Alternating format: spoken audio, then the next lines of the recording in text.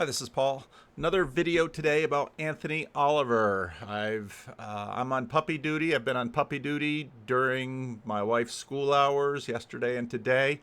Gives me a chance to catch up on some reading and on some videos. And sorry, I can't do Randos conversations until the dog is on a schedule and my boy comes back from college where he's going to be on puppy duty too. So things will get back in order.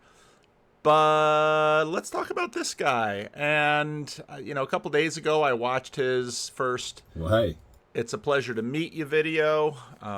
Very interesting. Get a little bit more sense of who he is. And then also his It's a Pleasure to Meet You Part 2 from 4 days ago. Boy, do I have a video for you. We are going to talk about, because this story is the story of one of my favorite movies, Meet John Doe, made by Frank Capra in 1941. A few days ago, the movie showed up on Grim Grizz's channel. I mentioned the movie just briefly as one of my favorite movies, and it sort of all came together today. I knew Grim had seen the movie, and so I thought this won't be too hard. I almost lost people in my church once. There was a period, it's probably about 20 years ago, when I was sort of preaching and weaving movies in to I'd find the point in the text and find a movie to fit it. And I used so much of this movie, I had some people really angry with me because it's one of my favorite movies. It's a Frank Capra movie. Before there was It's a Wonderful Life, there was Meet John Doe. I've got about 4 DVDs of it. And it's one of my favorite movies. And we're going to see how, in many ways, Oliver Anthony, which is his stage name, is John Doe, which is his stage name. But to set that up, we have to look at a couple of the other videos I saw today. So the girl version of Ben Shapiro, I can't help it. Somebody said that to me. And now every time I see her, it's like, holy cow. If Ben Shapiro was a 20-something woman, this is exactly who she'd be. The fast talking. It looks just like him, but obviously a lot better. It's just interesting. And so Algo brought this video up for me, and she just spends, after she gets through with free Rough Greens ad, she just spends most of the time gushing on him. And discovers that, he turned down a big record deal, and what he is authentic. And then she kind of goes through a Facebook post that he had. Changed forever. Now, this change is going to be something probably inevitable. Now, about a week after that clip blew up, Chris went on his Facebook page to do a proper introduction, and it's super long. I'm not going to read the entire thing. He talked about his name and his grandfather, where he lives, but I thought that she talks faster than I do. I'll let her do the talking. These parts that I'm going to read were the most significant parts and, kind of what I want to touch on. But he said, I'm sitting in such a weird place in my life right now. I never wanted to be a full-time musician, much less at the top of the iTunes charts. Driven from Radio West Virginia, and I filmed these tunes on my land with the hope that it may hit 300K views. I still don't quite believe what has went on since we uploaded that. It is just strange to me. People in the music industry want to give me blank stares when I brush off $8 million offers. I don't want 6 tour buses, 15 tractor trailers, and a jet. I don't want to play stadium tours. It just gives me chills. I don't want to be in the spotlight. I wrote the music I wrote because I was suffering with mental health and depression. These songs have connected with millions of people on such a deep level because they are being sung by someone feeling the words in the very moment that they were being sung. No editing, no agent, no bullshit. And he actually wrote authenticity. This is the genuine article. Wow, I've never really done a leap of faith. After doing Miss Davis and then recently after doing Jesus Revolution, I thought I've got to do some more movies on the channel. And Leap of Faith is one of those movies that another one of my favorite movies in the past. It's a Steve Martin movie. If you haven't seen it, see it. Wrote them himself. He did not get a songwriter to write them. All of this is him and his experience. He's not bought He's not grifting. And you can't say that about a lot of musicians these days. He said, I'm just some idiot with his guitar, the style of music that we should have never gotten away from in the first place. And then after that, he pushed back against some accusations that he was, this rich, white, privileged man because he had land in West Virginia and he must have a ton of money and he's just faking this whole blue-collar charade. He talked about how he had worked minimum wage jobs for most of his life and he had a serious skull injury which made him have to go on disability and unemployment for many years, so he was out of work. And then he said, from 2014 until just a few days ago, I've worked outside sales in the industrial manufacturing world. My job has taken me all over Virginia and into the Carolinas, getting to know tens of thousands of other blue-collar workers on job sites and in factories. I've spent all day, every day, the last 10 years hearing the same story. People are so damn tired of being neglected, divided, and manipulated. In 2019, I paid $97,500 for the property, and I still owe about $60,000 on it. I'm living in a 27-foot camper with a tarp on the roof that I got off of Craigslist for $750. Like, he is not an elite. He is a normal guy living in Appalachia, living a simple life. People need to get off their high horses. And his last section was just so powerful. And he said, there is nothing special about me. I'm not a good musician. I think most people would disagree. I think 30 million people would disagree with you there. No, the dude can sing. Chris. I am not a very good person. I've spent the last 5 years struggling with mental health and using alcohol to drown it. I'm sad to see the world in the state that it's in, with everyone fighting with each other. I have spent many nights feeling hopeless that the greatest country on earth is quickly fading away. That being said, I hate the way that the internet has divided all of us. The internet is a parasite, true, that infects the minds of humans and has their way with them. Hours wasted, goals forgotten, and loved ones sitting in houses with each other distracted all day by technology made by the hands of other poor souls in sweatshops in a foreign land. Most people don't want to talk about that. When is enough? When are we going to fight for what is right again? Millions have died protecting the liberties that we have. Freedom of speech is such a precious gift. Never in world history has the world had the freedom it currently does. Don't let them take it away from you. Just like those once wandering in the desert, we have lost our way from God and have let false idols distract us and divide us. It is a damn shame. He's literally just summed up the rot that has control of America right now. Western civilization, basically. Keep the words right now in mind. What is dividing us? What is causing all of this chaos and this ruin? And it is absolutely incredible that the most viral man in the country, the most listened to man in the country in terms of music, that he is unapologetically saying that. And he's saying it simply. He's not trying to make some crazy political statement. He's just talking about why he wrote that song, why he doesn't want to censor himself. It's incredible. And I don't even know if he knows the importance of what he just said. Somebody on Facebook said, we hear you and we connect with you because we... Now, the public mind has a severe case of amnesia. Do you remember when J.D. Vance wrote his book? I mean, that book, too, it was, both sides of the aisle. People could really... This is sort of the common foundation under the United States, that this... What he's singing about something very deep in the American self-conscious psyche, and something very good. I wouldn't say, when we get into Meet John Doe, I wouldn't say that this is... I watched the movie again this afternoon, and I was crying. I cannot watch that movie and not cry. And so, yeah, this dude, I mean, by virtue of everything, is embodying this. And then, of course, he, when he does this concert, what does he do? He opens with a psalm. I felt compelled to share with you Psalm 37, 12 through 20. The wicked plot against the righteous and gnash their teeth at them, but the Lord laughs at the wicked, for he knows their day is coming. The wicked draw the sword and bend the bow, to bring down the poor and needy, to slay those whose ways are upright. But their swords will pierce their own hearts, and their bows will be broken.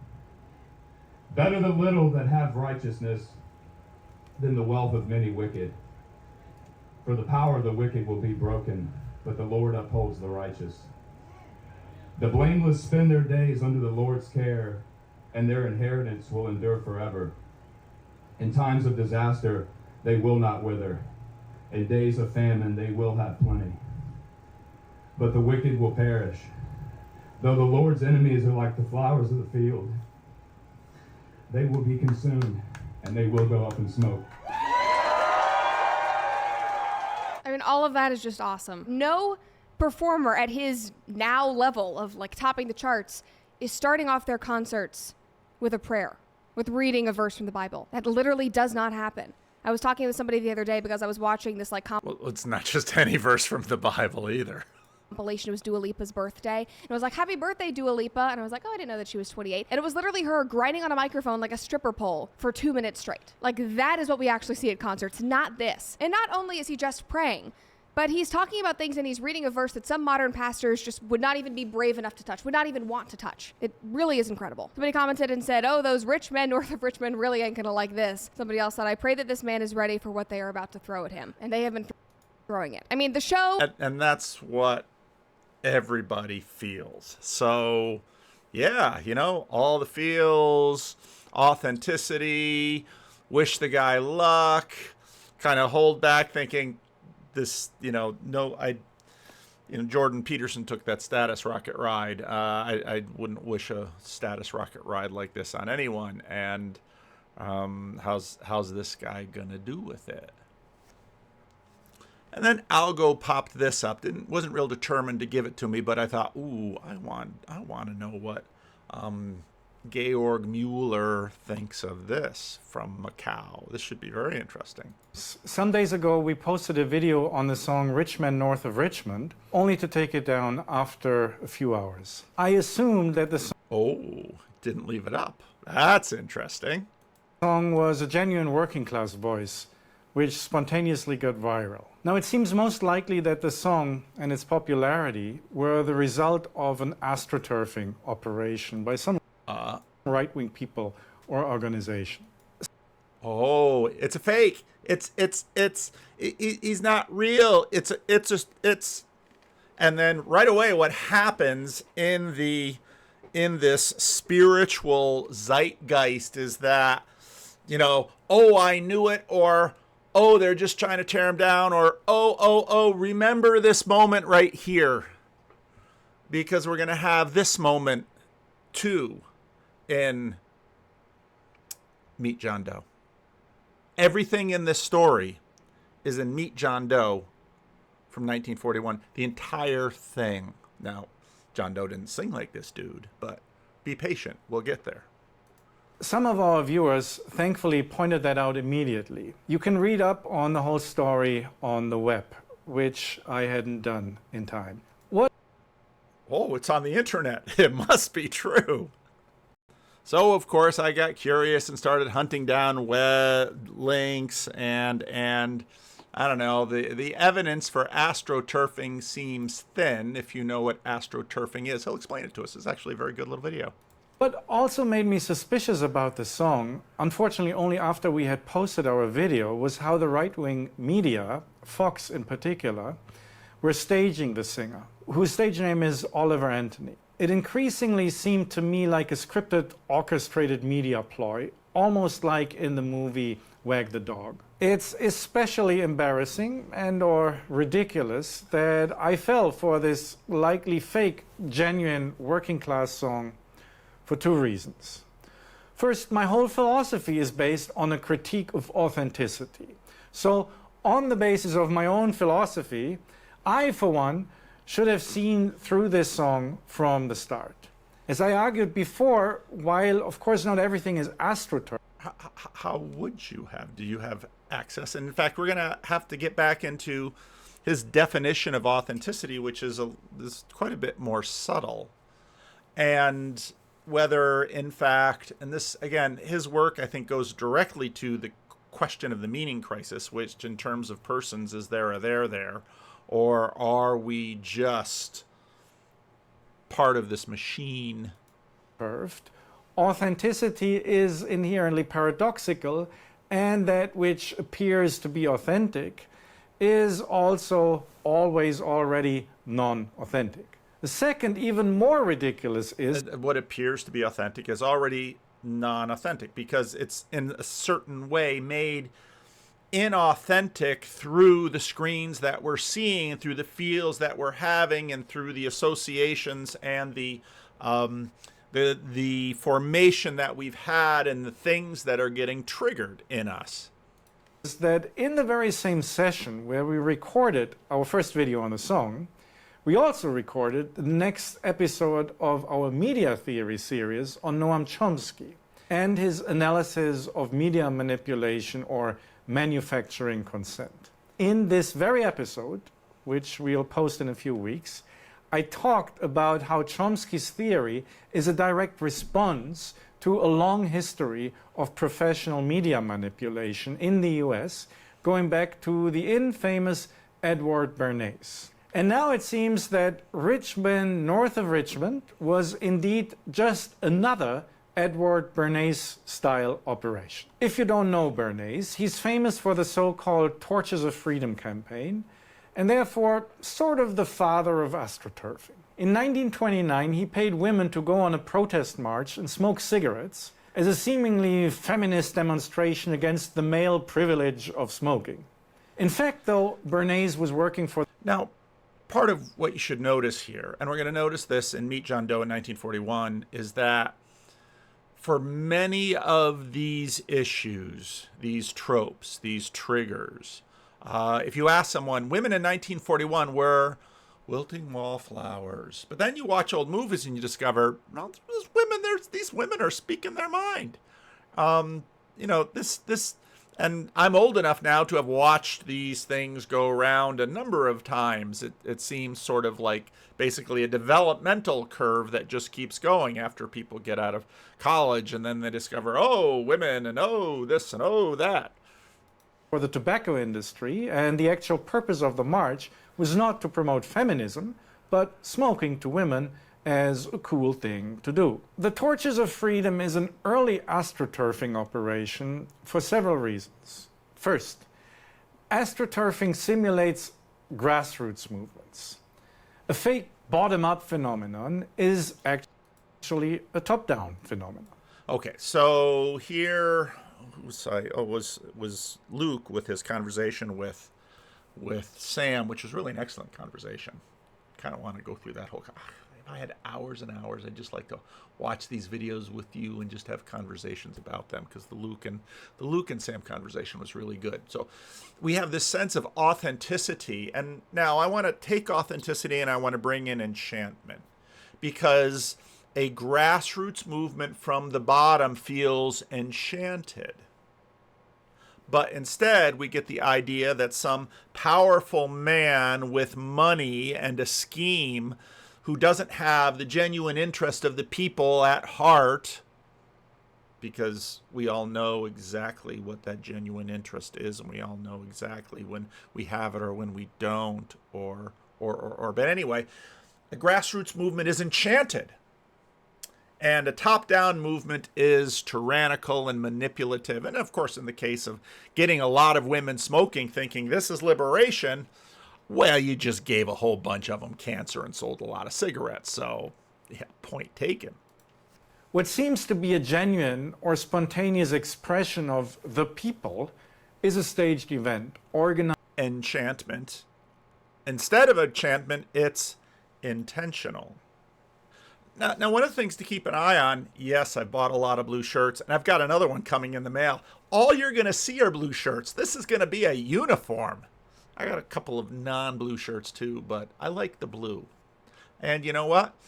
I like not having to figure out what I'm going to have to wear every day. It's a weekday. I put on a blue shirt. It's a Sunday. I put on a blue shirt. It's blue shirts all the time. Anyway, big part of the wisdom, a big part of the ideal that, let's say, someone like Andrew Huberman is about is intentionality. Enchantment, in a sense, is this misty beyond us, and what we want is the searing light of rationality to know, to hydrate in the morning and get outside and look at the sun. We want to, in a sense, disenchant the world and get into the mechanics of the world so that we can derive the outcomes of the world and maybe achieve longevity and vitality and success and all of those. And we're not going to leave that up to enchantment. We're going to leave that up to rationality, and we're going to secure that through our diligence and our perseverance and our knowledge and our science and all of that. So, okay. Now, these things are, Ian McGilchrist makes this point in some ways, as does many have made it, that, sort of the reason we've disenchanted the world is because we have hacked the world and we have hacked the world to get the outcomes out of it that we want. And of course, this opponent processing has been going on for a very long time. Farmers have long wanted to get better crops. People have long wanted to employ wisdom, and that's what wisdom is. Wisdom to a degree is a disenchanting of the world. Now, the video was that Huberman, who is disenchanting the world as much as he can, reaches a ceiling and very wisely says, at this point, the disenchantment stops and prayer has to begin. So he's right. While I'm thinking it out there, if your name is Barbara and you met me at the Washington, D.C. event, I tried to get your email down to reschedule your Randos conversation, and obviously I didn't get your email down correctly because I tried sending you an email and it didn't come back. So if you hear this, send me an email or leave a comment, and I told you I'd give you a Randos conversation and we'll make that happen. Anyway, back to the video. Hans-Georg-Moeller. Organized and funded by corporate or political elites to manipulate people with the intention to get their money or their votes, or both. Second, AstroTurf operations do not explicitly advertise a specific product or a specific political actor. The Torches of Freedom didn't promote one particular cigarette brand, and Richmond, north of Richmond, didn't explicitly promote the Republican Party or Donald Trump. Now, on this political point, I want to be really clear because Chris or Oliver Anthony is really clear in this little video. It seems like certain people want to just ride the attention of the song to maybe make them their own selves relevant, and that's aggravating as hell. The other thing that I find aggravating is, like, it was funny seeing my song in the. It was funny seeing it at the presidential debate. Because it's like, I wrote that song about those people, So for them to have to sit there and listen to that, that cracks me up. So he's very, very clear that he's non-political, he's non-partisan, he's complaining about poverty. He's very, very clear about that. And I'll completely take him at his word. Instead, they are profile curation operations. The Torches of Freedom profiled the association of women with smoking as both cool and legitimate. And Richmond, north of Richmond, profiled the association of working class with right wing as both cool and legitimate. Third, astroturfing functions in a... What's so interesting about this moment, though, is how... And many who are my age have brought this up, that there was a turning. It was the Reagan Revolution. Somehow, country music and folk music is right wing. I can show you a lot of movies and play you a lot of music. And the very short video I made that I accidentally posted and then redid, and that really messed up the algorithm in terms of you seeing that video. So if you want to see the second video in this, I'll have to make a little playlist about this so you can catch them all. I mean, in many ways, this is a protest song. And if you look at protest songs, let's say in the 60s, these were all left-wing protest songs. And so there's an element to protest that does not really sort of be usually one side or the other in terms of American partisan politics. There's an anti-partisanship with a lot of protest songs, because the truth is in American politics that, thankfully so, both parties get their turn at power fairly regularly. And this is a world better than when you have situations in other places where one party has all the power all the time. That competition at least has a hope of keeping some people honest. Clandestine way. The women hired by Bernays most likely didn't know for which purpose they were hired. And it's very possible. Okay, that point right there, because that's going to be key with Meet John Doe. These women are just being hired by Bernays to smoke cigarettes. They're not cognizant of what he is doing. He's doing a social experiment. Tobacco industry is going to benefit from it. A lot of women are going to get cancer and die young. All of these things are going to happen. But the women who are hired for it, they're just earning a paycheck in a probably pretty easy way. Again, Meet John Doe. We're going to get there. that Oliver Anthony also wasn't made aware that he was put at the center of an astroturfing ploy. In this way, he may have believed in his authenticity, and perhaps he still believes in it.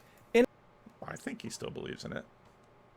In a paradoxical way, the more authentic he appears, the more effectively he serves the non-authenticity of the campaign. And again, I think this authenticity word is getting a little worn out.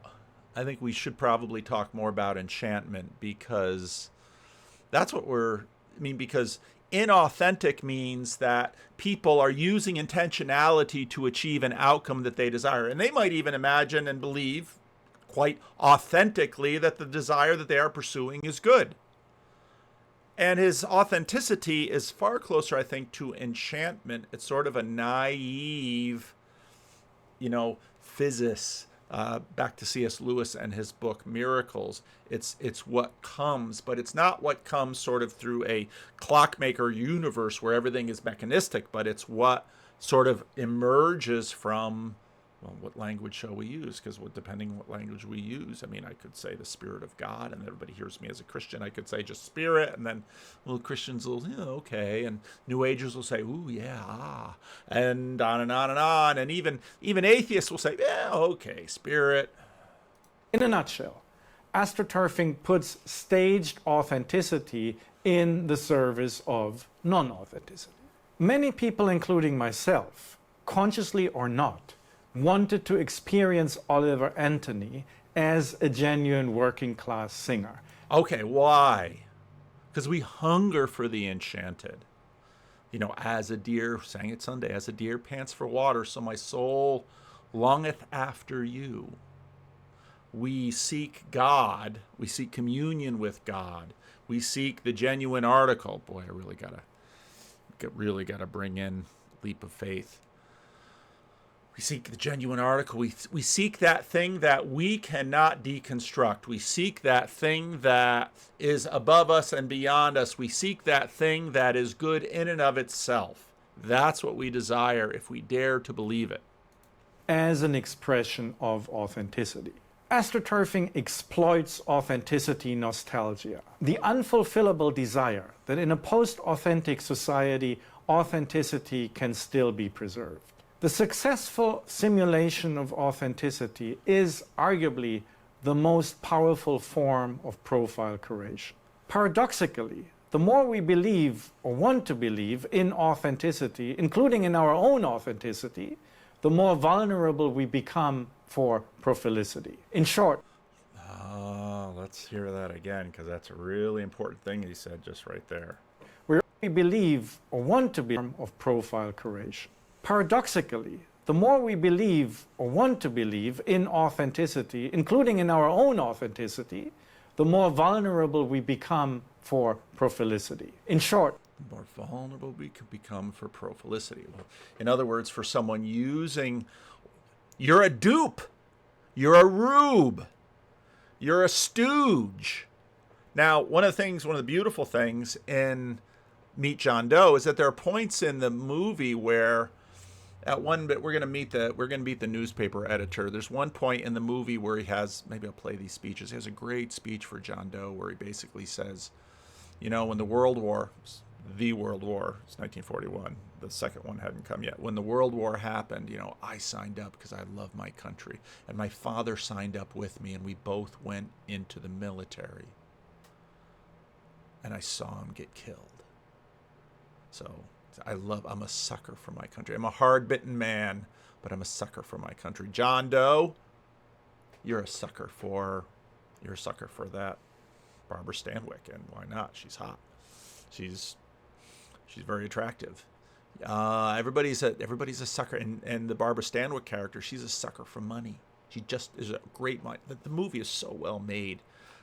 Frank Capra, dude could make a movie, but he makes suckers of us all because his movies are so powerful, and it's almost like we want to sort of, in a very hard-bitten, cynical way, hold back and not let it in and hold it out. And so what's happening with this guy, it's hypocrisy, it's astroturfing, it's this or that.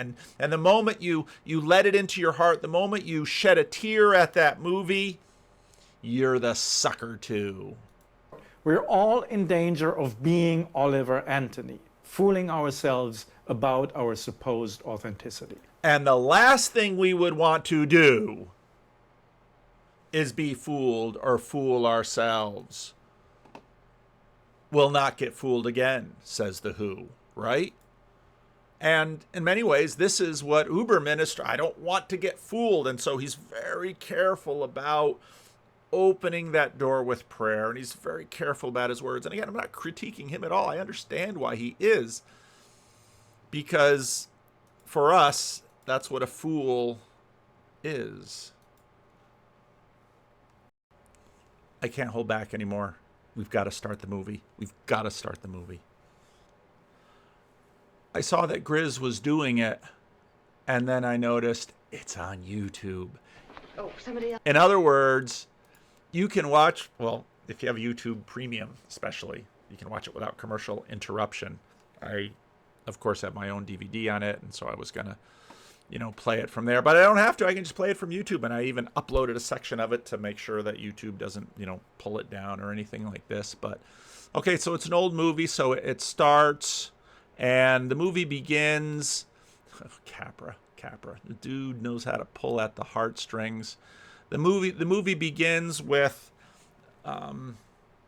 they're chiseling off, and I love the time in it. Established like 1846, just the end of the Civil War. Again, now the end of the Civil War is so important in American history because this, in many ways, was a moment in which sort of the North. Now, what's amazing to a lot of people is you'll say, well, what about the South? Well, actually, the Northern Church receded the Southern Church. And so there was sort of, this was at the end of the Civil War. Just look at the battle hymn of the Republic.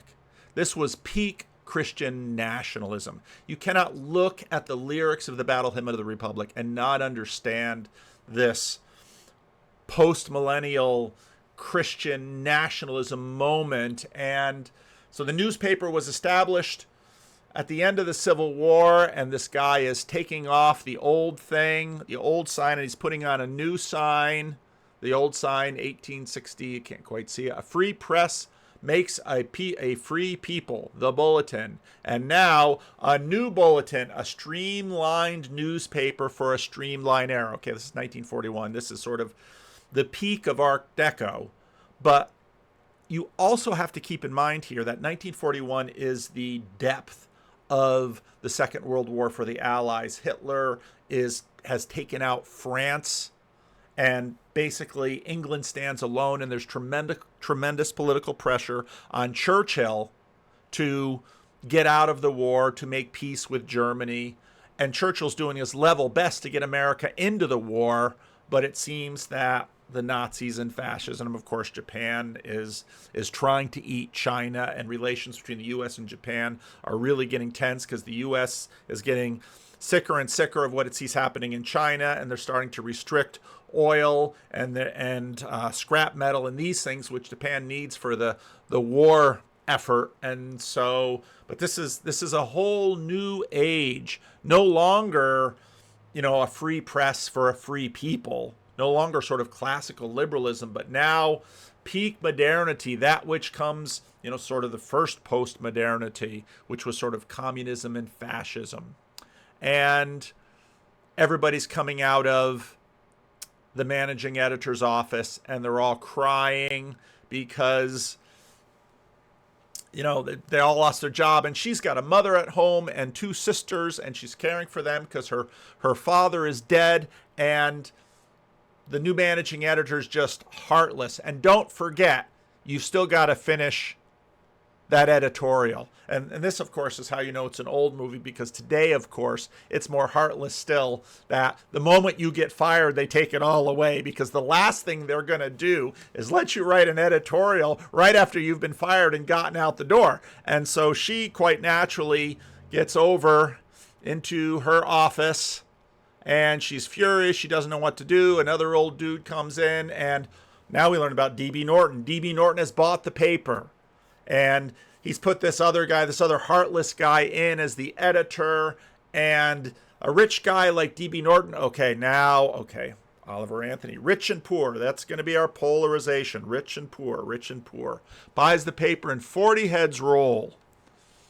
Yep, me too. We should blow this place up. What you going to write? What you going to write? Ding, ding, ding, ding, ding, ding, ding. Sharp young woman. Read it. Below is a letter which reached my desk this morning. It's a commentary on what we laughingly call a civilized world.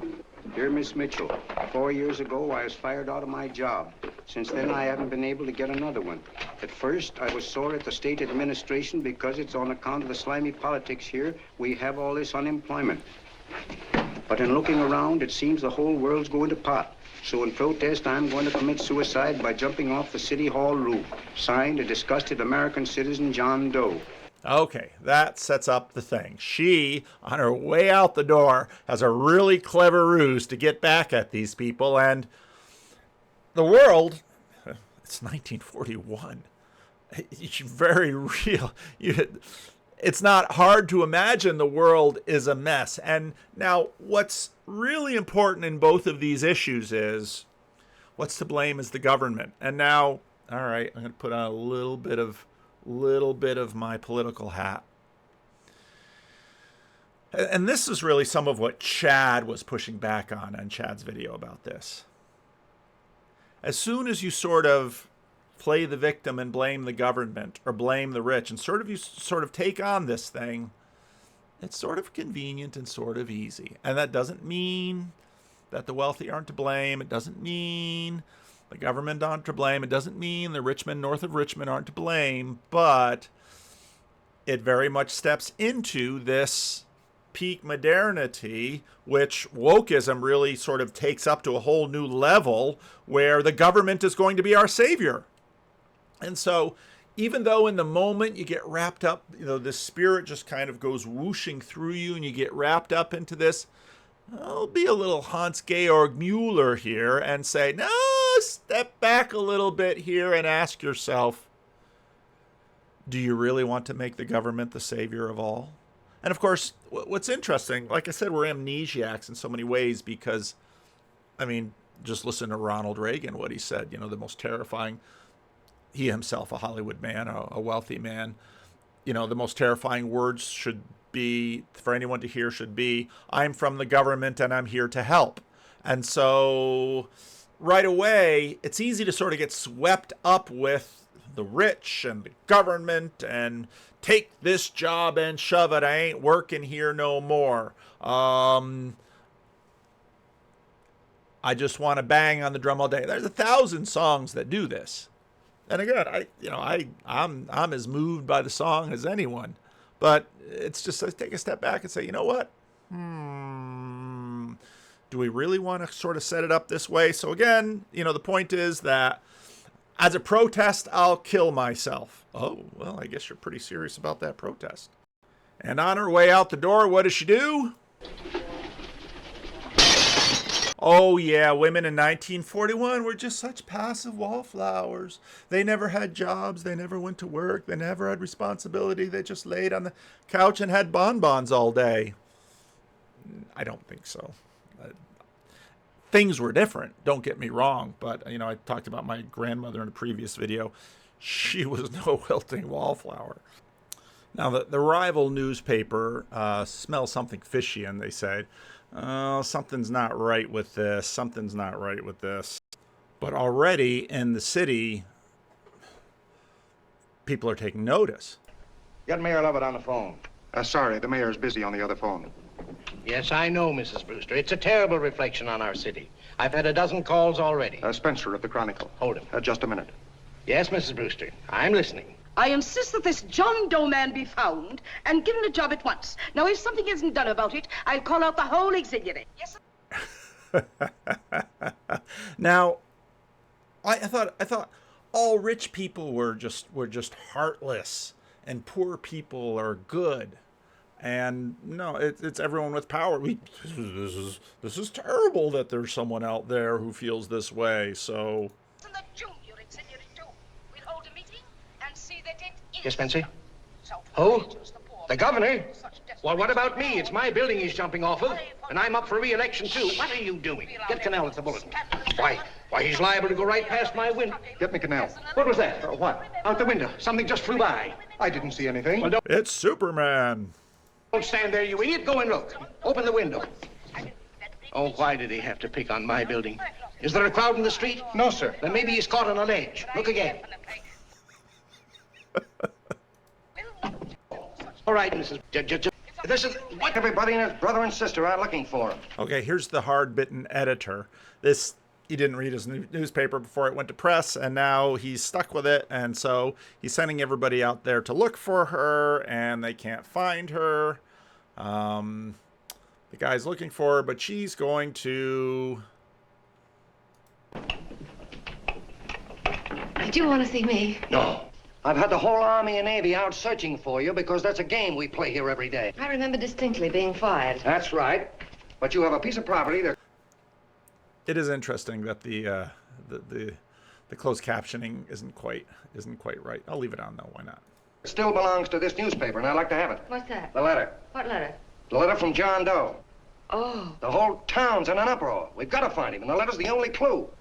There is no letter. We'll get... Now, this, of course, is the whole point about Wag the Dog that Mueller mentioned, which is another great movie where, you know, it was Stalin who said 1 million people die, it's a statistic.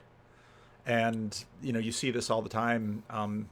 Elian Gonzalez, you know, the little Cuban boy. There was this little boy that was killed in the migration up from Syria to Germany a few years ago. I mean, the press is really good at, oh, here's one person, and this one person sort of typifies. So with Wag the Dog, they you know, they construct this one woman and do everything. And of course, this is old. Look at the Hertz newspaper and the Spanish-American War. Same thing. Get a handwriting expert to... What? There is no letter. Say that again. There's no letter. I made it up. You made it up. Mm-hmm. You said you wanted fireworks. Don't you know there are 9 jobs waiting for this guy? 22 families want to board him free. 5 women want to marry him, and the mayor's practically ready to adopt him, and you... Just call the morgue, boss. He said there's a girl there. Shut up. Ann, say, why didn't you... Lady. Only one thing to do, Hank. Drop the whole business quickly. How? Run a story. Say John Doe was in here and is sorry he wrote the letter and... That's right. They've got it, sure. He came in here and I made him change his mind. Bulletin editor saves John Doe's life. Why, it's perfect. I'll have Ned write it up. Oh, Ned, I got a story I want you to... Wait a minute. Listen, you great, big, wonderful genius of a newspaper man. You came down here to shoot some life into this dying paper, didn't you? Well, the whole town's curious about John Doe, and boom, just like that, you're going to bury him. There's enough circulation in that man to start a shortage in the ink market. In what man? John Doe. What John Doe? John Doe, the one I made up. What do we have going here? Astroturfing. We have astroturfing. We're not even starting with the dude. We're just starting with astroturfing. We have to get a mug. We have to get a face. We have to get a story. We have to, this isn't even to do any greater good in the world. This is just for so she can get her job back, and so he can sell newspapers because she figures that's the only game going on here. Capra's good. Look, genius. Now look. Suppose there was a John Doe and he walked into this office. What would you do? Find him a job and forget about the whole business, I suppose, huh? Not me. I'd make a deal with him. A deal? Sure, when you get hold of a stunt that sells papers, you don't drop it like a hot potato. Well, this is good for at least a couple of months. You know what I'd do? Between now and, let's say, Christmas when he's gonna jump, I'd run a daily on. Starting with his boyhood, his schooling, his first job. A wide-eyed youngster facing a chaotic world. The problem of the average man, of all the John Does in the world. Now... The average man. All the John Does in the world. Then comes the drama. He meets discouragement. He finds the world his feet of clay. His ideals crumble. So what does he do? He decides to commit suicide and protest against the state of civilization. He thinks of the river, but no, he has a better idea. The city hall. Why? Because he wants to attract attention. He wants to get a few things off his chest, and that's the only way he can get himself heard. So? So he writes me a letter, and I dig him up. He pours out his soul to me. And from now on, we quote, I protest by John Doe. He protests against all the evils in the world. The greed, the lust, the hate, the fear. All of man's inhumanity to man. Arguments will start. Should he commit suicide or should he not? People will write in pleading with him. But no, sir. John Doe will remain adamant. On Christmas Eve, hot or cold, he goes. See? It's a great movie. There's some great speeches in this movie. Very pretty. Very pretty indeed, Miss Mitchell. But would you mind telling me who goes on Christmas Eve? John Doe. What John Doe? The one we hire for the job, you lunkhead. Wait a minute. Let me get this through this lame brain of mine. Are you suggesting we go out and hire someone to say he's going to commit suicide on Christmas Eve? Is that it? Well, you're catching on. Who, for instance? Anybody. Beanie'll do. Why, sure. You know, it's really a shame women in old movies never had ideas. Who, me? Jump off a... Oh, no, any time at Christmas. I'm superstitious.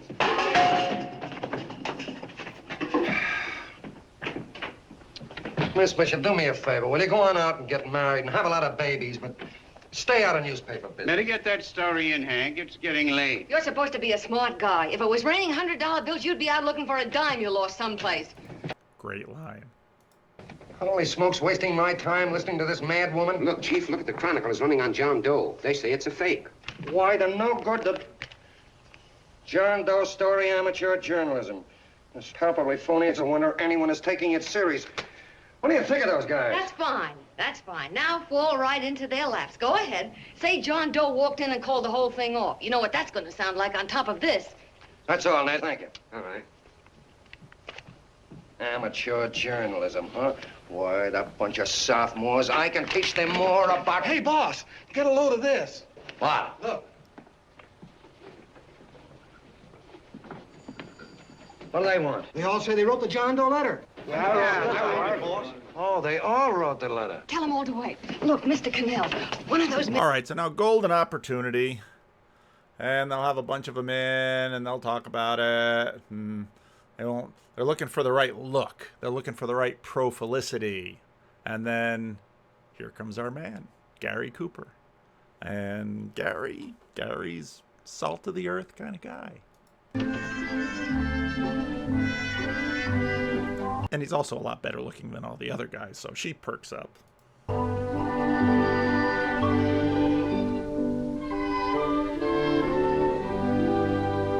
And the nice little music in the background.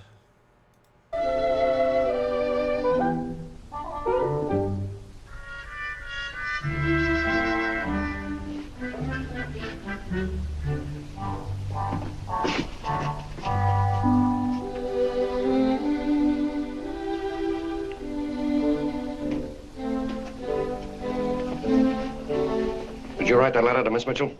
So anyway, he's a Bush League ball player, and he sees the opportunity in this, and so he agrees, but then he's got a buddy called the Colonel, and the Colonel is a very interesting character in this movie.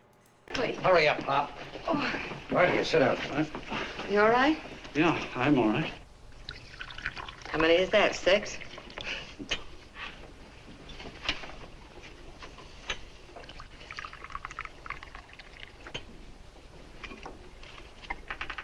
Pretty hungry, weren't you? See, all this John Doe business is batty, if you ask me. Well, nobody asked you. Trying to improve the world by jumping off buildings. You couldn't improve the world if the buildings jumped on you. Don't mind the Colonel. He hates people. He likes you well enough to stick around.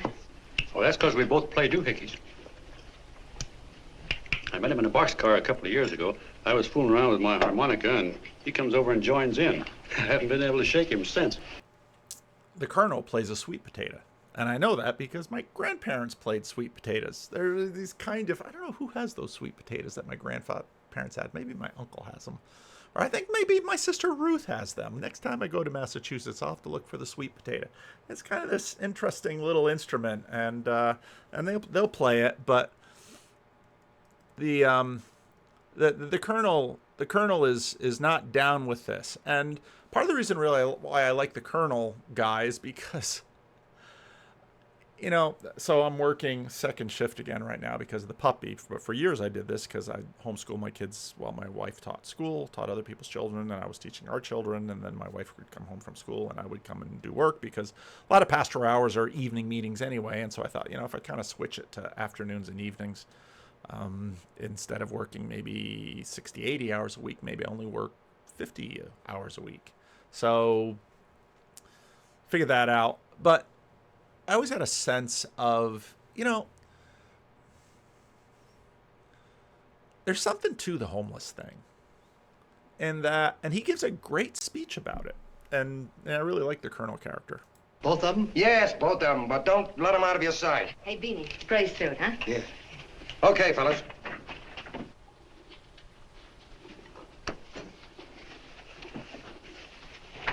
Take it easy, John Doe. And you start pounding that typewriter. Oh, boy, this is terrific. No responsibilities on our part, just statements from John Doe, and we can blast our heads off. Before you pop too many buttons, don't forget to make out that check for $1,000. Because she's just in it for the money. And they get all set up here in the hotel. They put him in a fancy suit. Colonel isn't liking it. Say, your ears popped coming up in the elevator. Mine did. Oh, long, John. I tell you, it's no good. You're going to get used to a lot of stuff that's going to wreck you. Why, that $50 in your pocket's beginning to show up on you already. And don't pull that on me, neither. Stop worrying, Colonel. I'm going to get my arm fixed out of this. Hey, here's some cigars the boss sent us. Have one. Hey, Help cigars. yourself. No.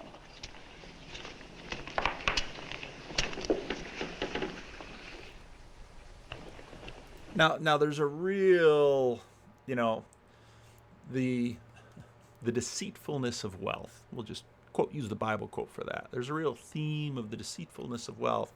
Be careful about wealth. Wealth is tricky. And, you know, for Chris or Oliver Anthony, you know, he's turning down these big paychecks. Be careful. Although he's, you know, got a YouTube channel that's paying out pretty well now. And the careful thing is, and, you know, where this movie ends, where it's easy to end, life never ends right there, usually. Say, I'll bet you even the major leaguers don't rate an outfit like this. Here, make yourself comfortable. Paper? Yeah, I don't read no papers, and I don't listen to radios either. I know the world's been shaped by a drunken barber, and I don't have to read it. Did you hear that? I know the world's been shaved by a drunken barber, and I don't have to read it. Well, now we're going to get to know a little something about the Colonel. I've seen guys like you go under before. Guys that never had a worry. Then they got a hold of some dough and went goofy. The first thing that happens Hey, to a did you guy... get a load of the bedroom? No. The first thing that happens to a guy like that, he starts wanting to go into restaurants and sit down at a table and eat salads and cupcakes and tea. Boy, what that kind of food does to your system.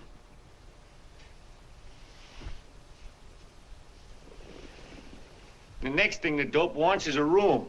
Yes, sir, a room with steam heat and curtains and rugs. And before you know it, he's all softened up and he can't sleep unless he has a bed.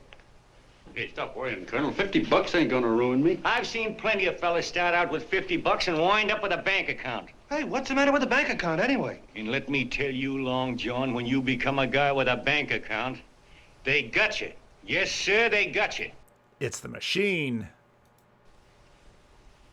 Who's got him? The helots.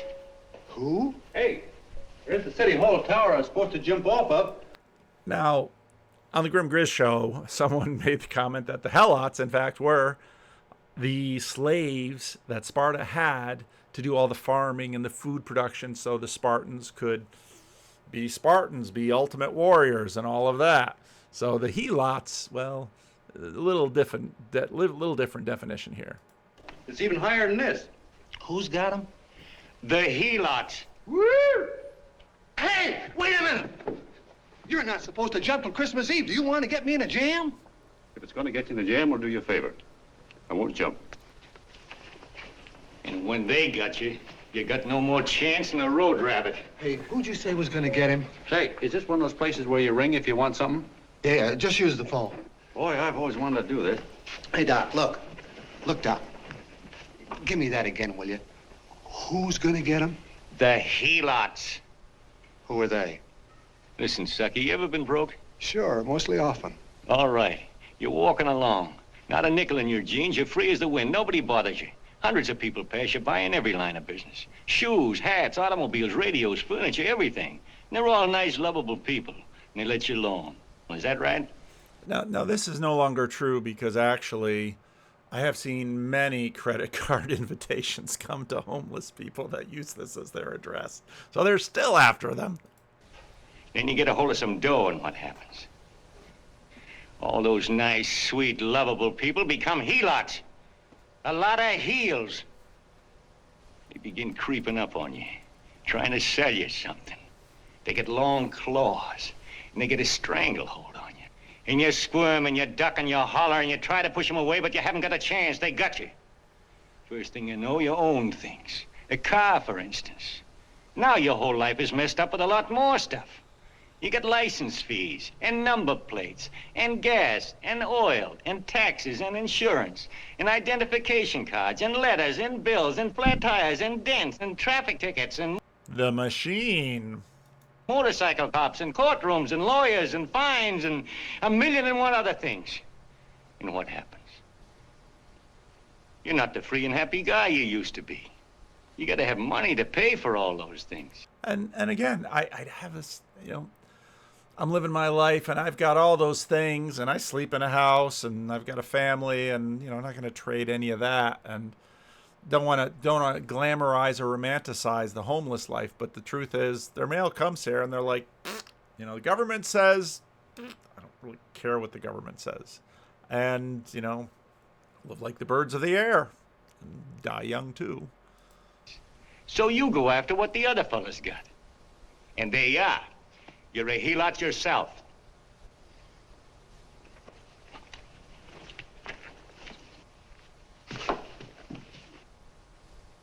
You win, Colonel. Here, take the 50. Cool scene coming right now. Pay attention to the statue and watch Gary Cooper. Go out and get rid of it. You bet I will, just as fast as I can. I'm gonna get some canned goods, a fishing rod, and the rest I'm gonna give away. Give away? Hey, get me a pitcher's glove. I got to get some practice. Say, he's giving it away. I'm gonna get me some of that. Hey, come back here, you helot. Or you send up 5 hamburgers with all the trimmings, 5 chocolate ice cream sodas, and 5 pieces of apple pie. No, apple with cheese. Yeah, thanks.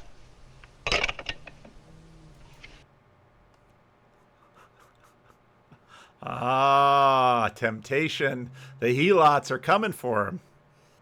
So the photographers came and the newspapers are revving.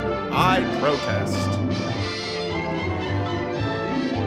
against the collapse of decency in the world. Who won't be against the collapse of decency in the world?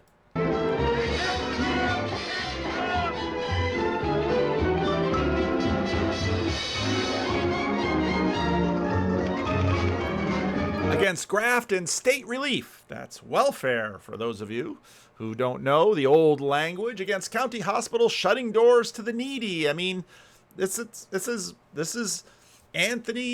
Oliver Anthony's. This is what he sings about. This is the whole thing. I'm against the bad and I'm for the good and the whole thing.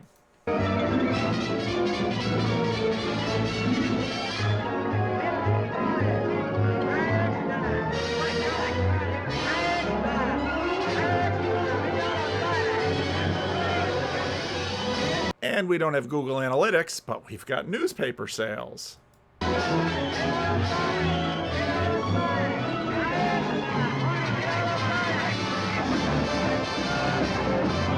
now we've inspired protests in the street. I agree with John Doe. We want a clean city.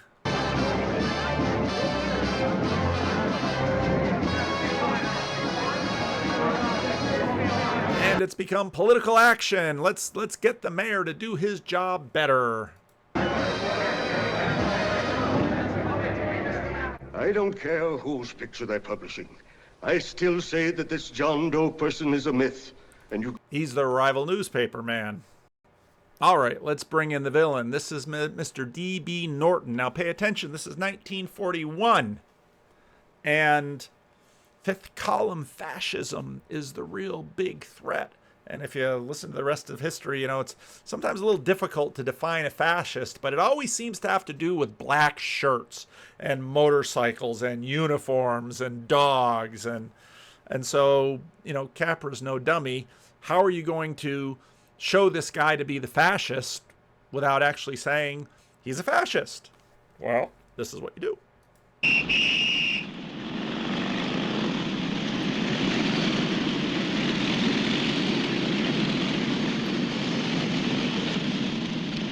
D.B. Norton Moto Corps. But they're going to be stormtroopers before you know it.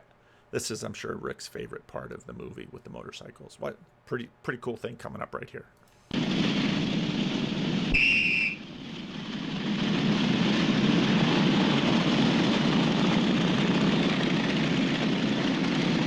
Mr. Cannell. Isn't that cool? I thought that was cool. But yeah, you know, Mr. D.B. Norton's paramilitary group.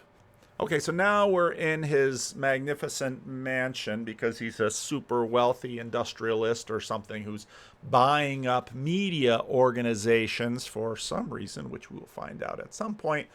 And now the hard-bitten guy who threw out all those newspaper people, maybe he's not the baddie. Why, it's going over like a house afire. What are you afraid of, Canelo? It's doubled our circulation. Yeah, but it's got everybody sore. Ads are being pulled. The governor's starting a libel suit. What's more, they all know John Doe's a phony, and they insist on seeing Well, what about it? Let them see him. We'll go on one better. They can also hear him. You own a radio station, Mr. Norton. Why not put him on the air? Watch out for this damn DB. She'll drive you batty. Oh, Look, we can't let him get to this Bush League pitcher and start pumping him. Good night.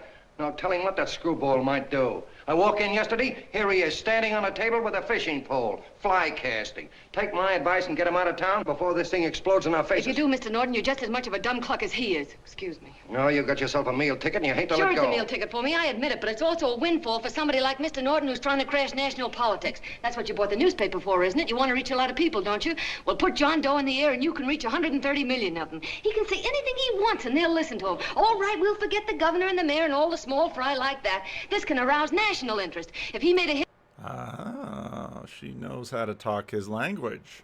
around here, he can do it every place else in the country. And you'll be pulling the strings, Mr. Norton. Go down to the office and arrange for some radio time. What, DB, you're not going to as fall. soon as possible. Okay, I just came in to get warm myself. Come on, let's go. Don't you go. I want to talk to you.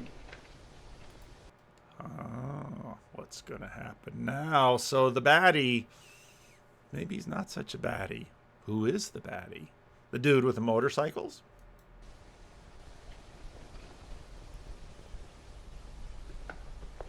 Sit down.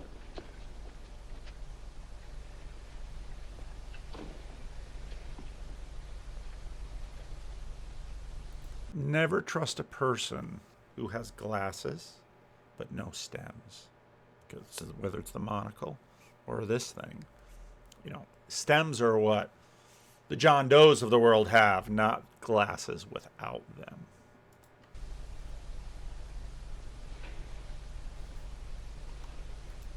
Now, is she the innocent one that has gotten in a little over her head? Hey, this John Doe idea was yours, huh? Yes, sir.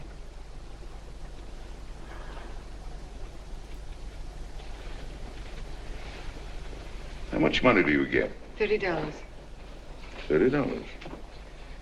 Well, That's $30 a week. We heard that earlier in the movie. what are you after? I mean, what do you want? A journalistic career? Money. Money? Well, I'm glad to hear somebody admit it. Do you suppose you could write a radio speech that would put that fellow... That money thing, that's really key throughout the movie because remember, Well, this is rich woman north of Richmond. I'm sure they're north of Richmond. The town isn't exactly explained. Oh, I'm sure I can. Do it and I'll give you $100 a week. $100? That's only the beginning. You play your cards right and you'll never have to worry about money again. Oh, I knew it. Hello. Hello. Whenever there's a pretty woman around. This is my nephew, Ted Sheldon, Miss Mitchell. How do you do? How do you do? All right, Casanova, I'll give you a break. Remember the black shirts? Remember the uniforms? Remember the motorcycles? He's a Nazi! See that Miss Mitchell gets a car to take her home. Always reading my mind, aren't you? Thank you very much for everything. Rival potential love interest with a Nazi. She's on the edge. She might get swept over. Now, this home scene is nice, too, because we just saw her sort of in the clutches of temptation. She was wearing black. Now she's wearing white. And again, I love these old movies because, I mean, the sisters come in and one is maybe 16 years old and the other is maybe 10 years old, but they're still children. The man is gone. He's dead. Her father's dead. The mother is a widow. So it's just a nice scene, but it's also something very 1940s. Hey!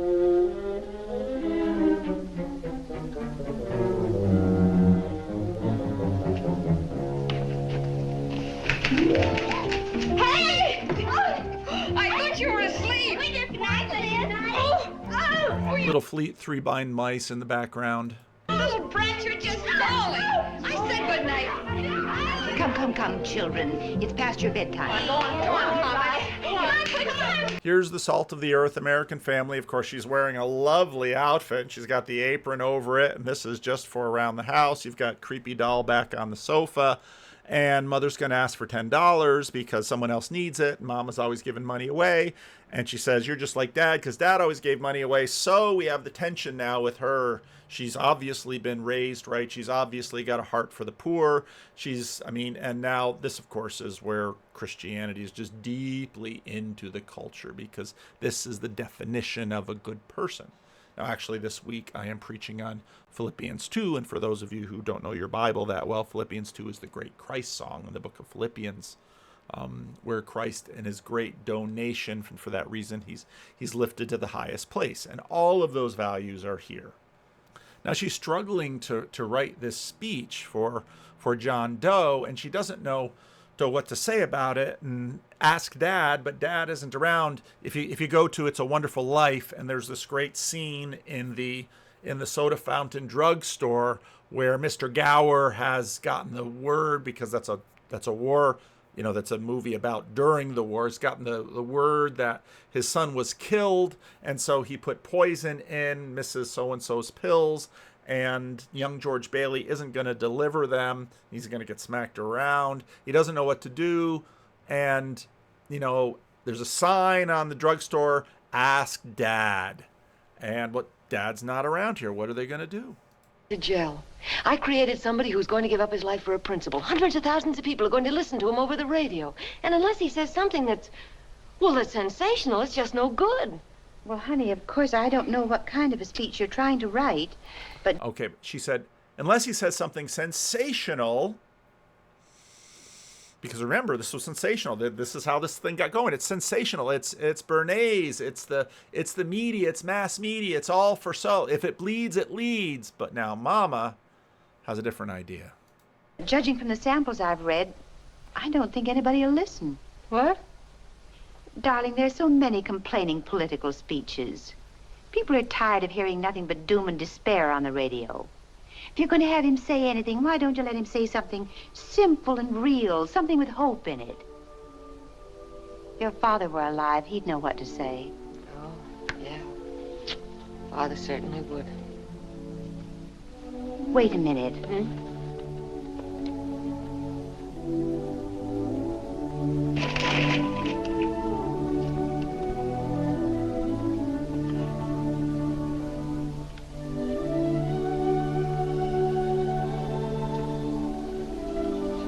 That's your father's diary, Anne. Father's... I never knew he had a diary. There's enough in it for 100 speeches. Things people ought to hear nowadays. You'll be careful of it, won't you, dear? nowadays, that great word that just evokes things are bad today. They were better back then and they're bad today. And of course, nowadays, 2023, nowadays, 1941. If I had to swap 2023 for 1941, I don't think I'd take 1941. It's always helped to keep your father alive for me. You bet I will, Ma. Wait a minute, John Doe. All right, everybody wants to see John Doe. We can move ahead a little bit. Now, the other newspaper people, they had a plant, and now the plant gets to be alone. And John Doe's not very smart, and the plant basically has an idea because he's got to go on the radio and give this big speech. You know what? I couldn't lift my arm to sign it. I'll be okay, though, as soon as I get it fixed up. It's too bad. What do you mean, too bad? Huh? Oh, that you'll never be able to play again. What are you talking about? I just told you I was going to get... Well, you know how they are in baseball. If a guy's mixed up in Pride of the Yankees. He'll play again. a racket. Racket? What do you mean? Well, I was just thinking about this John Doe business. Why, as soon as it comes out it's all a fake, you'll be washed up in baseball, won't you? Yeah. Hey, doggone. I never thought about that.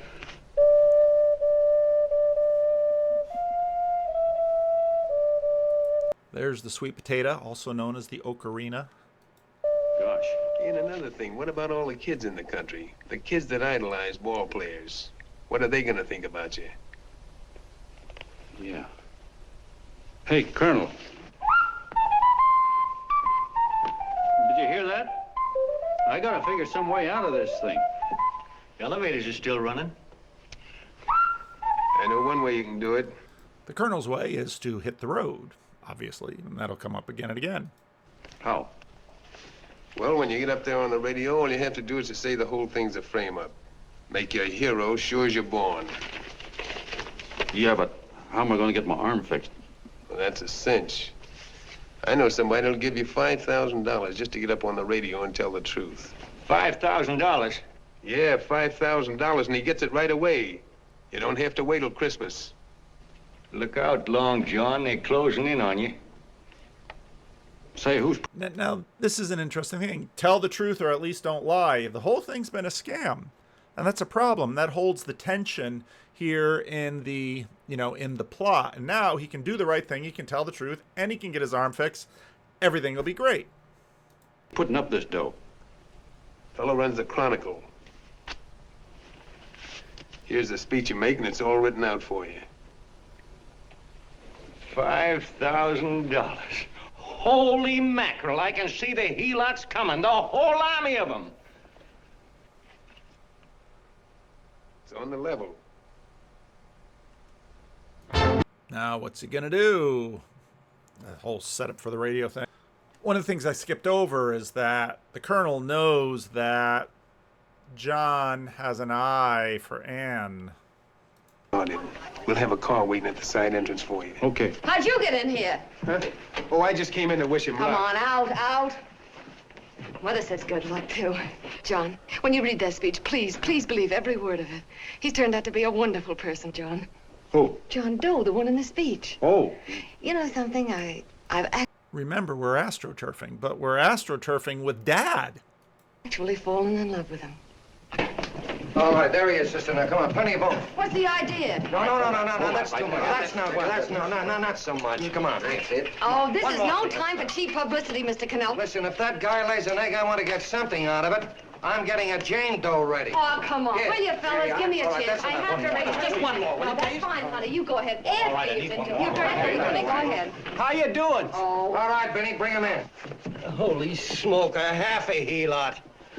There you are, boss, just like you ordered. Symbols of little people. Okay, get him up. All right, young fella. This is ridiculous, Mr. Cannell. Come on, give me a chance. The man's on the air, please. Look at him. Oh, fellas, I told you you could have all the pictures you want. They're all about the little people. No, come on, Ashley. You can have a... Come on, that's right. Do what you can get all the pictures you want. Thank you very much. Come on, will you? Yeah, that's right. Come on, Snooks, you better bail out. Okay, goodbye, Mr. Doe. Beanie. All right. Better get ready. 1 minute to go. Wow, 1 minute to go and the score is nothing to nothing. Now, please, John, you won't let me down, will you? Will you? Of course you won't. If you'll just think of yourself as the real John Doe. Listen, everything in that speech are things a certain man We need authenticity. We need authenticity. believed in. He was my father, John. And when he talked, people listened. And they listened to you, too. Funny. You know what my mother said the other night? She said to look into your eyes, that I'd see Father there. Hey, what do you say? Okay, we're coming. Come on. Now listen, John, you're a pitcher. Now get in there and pitch. Good luck. Give him room, let him through. Come on.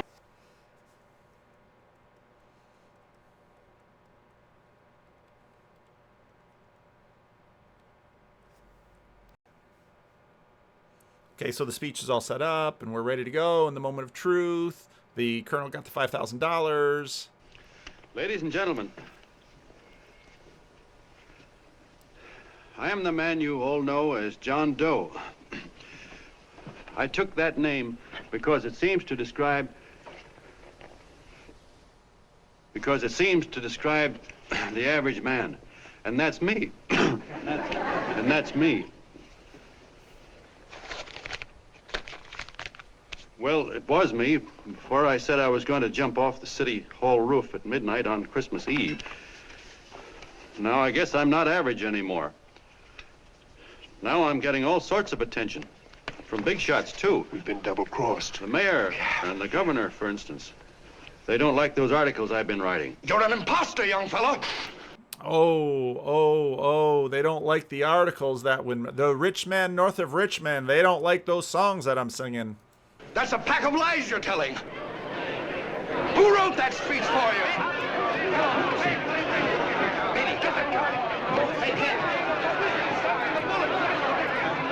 I love how many cops you can get at an instant in these old movies. Like 50 cops. You know, something happens now. I can't even get one within 2 hours. But boy, they get 50 cops lickety-split. Or maybe those black shirt DB Norton troopers that we'll see later on in the show.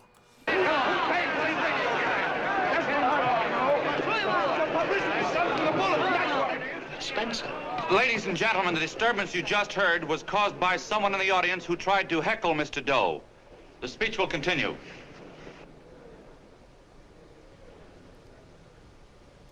Well, people like the governor and that fella there can stop worrying.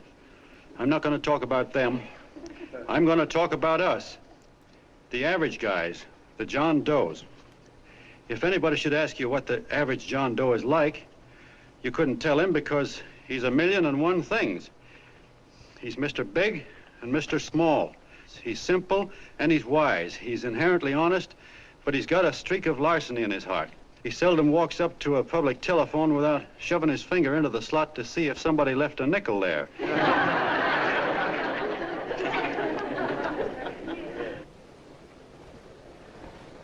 I love it. The colonel keeps showing me the door's still working, buddy. You can still skedaddle. He's the man the ads are written for. He's the feller everybody sells things to. He's Joe Dokes, the world's greatest stooge and the world's greatest strength.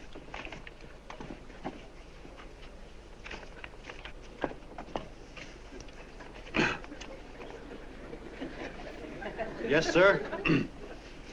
Yes, sir, we're a great family, the John Does. We're the meek who are supposed to inherit the earth. There's a lot of Bible in this movie. You'll find us everywhere. We raise the crops, we dig the mines, work the factories, keep the books, fly the planes, and drive the buses. And when a cop yells, "Stand back there, you," he means us, the John Does. Well, what kind of a speech is that? Didn't you read it? We've existed since time began. We built the pyramids. Now, for those of you who are listening, that was the young Nazi saying to the old boss man, "Hey, wait a minute, this isn't the kind of thing." But the old guy, he's crafty. Now, this is the hard-bitten editor, of course, and then we're going to see Anne's face in a minute. Saw Christ crucified, pulled the oars for Roman emperors, sailed the boats for Columbus, retreated from Moscow with Napoleon, and froze with Washington at Valley Forge. Yes, sir. We've been in there. Yeah, this is Anne, this is her dad. She's a true believer. This is what she's been waiting for. This is it. They're dodging left hooks since before history began to walk. In our struggle for freedom, we've hit the canvas many a time, but we always bounce back because we're the people, and we're tough. Now, it's helpful to note that this is political pablum. I mean, the American people, we're about to go into this campaign season. We're going to hear lots of stuff like this. Now, the colonel ain't buying it. He's going to keep swinging the door, and he's feeling it. He's losing his buddy. They wanted to go up to the Columbia River Valley together. They've started a lot of talk about free people going soft, that we can't take it. That's a lot of hooey. A free people can beat the world at anything, from war to tiddlywinks, if we all pull in the same direction. Okay, now of course, war is ongoing, and the United States isn't in it. There's all these anxieties, and so that's very much behind the times in this movie.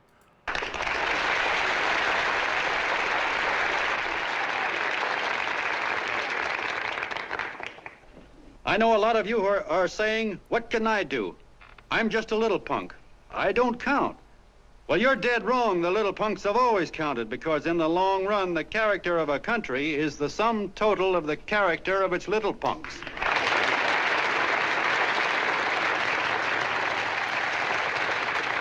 Mr. D.B. Norton hears applause in his own mansion, and there's all the kitchen help and the African-American woman and the Asian guy. But we've all got to get in there and pitch. We can't win the old ball game unless we have teamwork. And that's where every John Doe comes in. It's up to him to get together with his teammate. And your teammate, my friends, is the guy next door to you. Ah, D.B. Norton. Astroturf. Astroturf. Your neighbor. He's a terribly important guy, that guy next door. You're going to need him, and he's going to need you, so look him up. If he's sick, call on him. If he's hungry, feed him. If he's out of a job, find him one. To most of you, your neighbor is a stranger, a guy with a barking dog and a high fence around him. Now, you can't be a stranger to any guy that's on your own team. So tear down the fence that separates you. Tear down the fence, and you'll tear down a lot of hates and prejudices. Tear down all the fences in the country, and you'll really have teamwork. The colonel ain't buying any of this. I know a lot of you are saying to yourselves, he's asking for a miracle to happen. He's expecting people to change all of a sudden. Well, you're wrong. It's no miracle. It's no miracle because I see it happen once every year. And so do... The Nazis confused. The big Nazis like, tut, tut, tut, tut. This is the way to power. You, at Christmas time. There's something swell about the spirit of Christmas, to see what it does to people, all kinds of people. Now, why can't that spirit, that same warm Christmas spirit, last the whole year round? Gosh, if it ever did, if each and every John Doe would make that spirit last 365 days out of the year, we'd develop such a strength, we'd create such a tidal wave of goodwill that no human force could stand against it. Yes, sir, my friends. The meek can only inherit the earth when the John Does start loving their neighbors. You better start right now. Don't wait till the game is called on account of darkness. Wake up, John Doe. You're the hope of the world.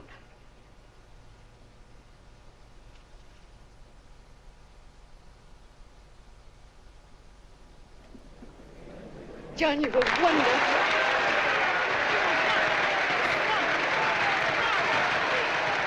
He can't stand it.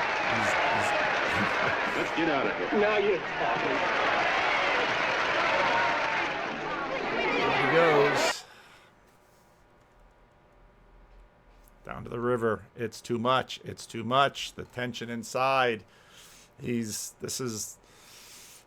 he's at a crossroads. What's he going to be? Is he going to be this John Doe? Is he going to do this, or is he going to hit the road with the colonel and live this life of no responsibility? So they decide to light out for the territory, but the problem is that Oliver Anthony, that red beard of his, boy, I bet you he can't go too far and get into a restaurant and somebody will see this and say, hey, wait a minute. I saw you on YouTube, Twitter, TikTok, Facebook. I saw you on your Oliver Anthony. A couple of steaks about that big and about that thick. Yeah, with hash brown, but no. Glad he took. Hey, look. Join the John Doe Club. John Doe Club? What's the John Doe Club? John Doe Club.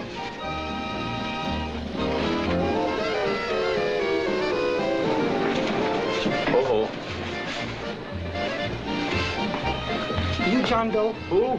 John Doe. Ah, you need glasses, buddy. Oh, but it's a spitting image of John Doe. Yeah, but his name is Willoughby. Oh, John Willoughby. I'm a baseball player. Sure. Oh, no, I'd know that voice anyway. You can't kid me. You John Doe. Hey, Ma! Ma! That's John Doe. John Doe. Yeah, sitting right there, big as life. Who'd you say it was? John Doe, the big guy there. I know. Pictures in the paper. That's John Guy. John Doe. I love what's about to follow. He gets rounded up. You put him in City Hall. Here's the mayor. What I love about these movies too is the same actors are in all these movies. So he was the principal in It's a Wonderful Life, and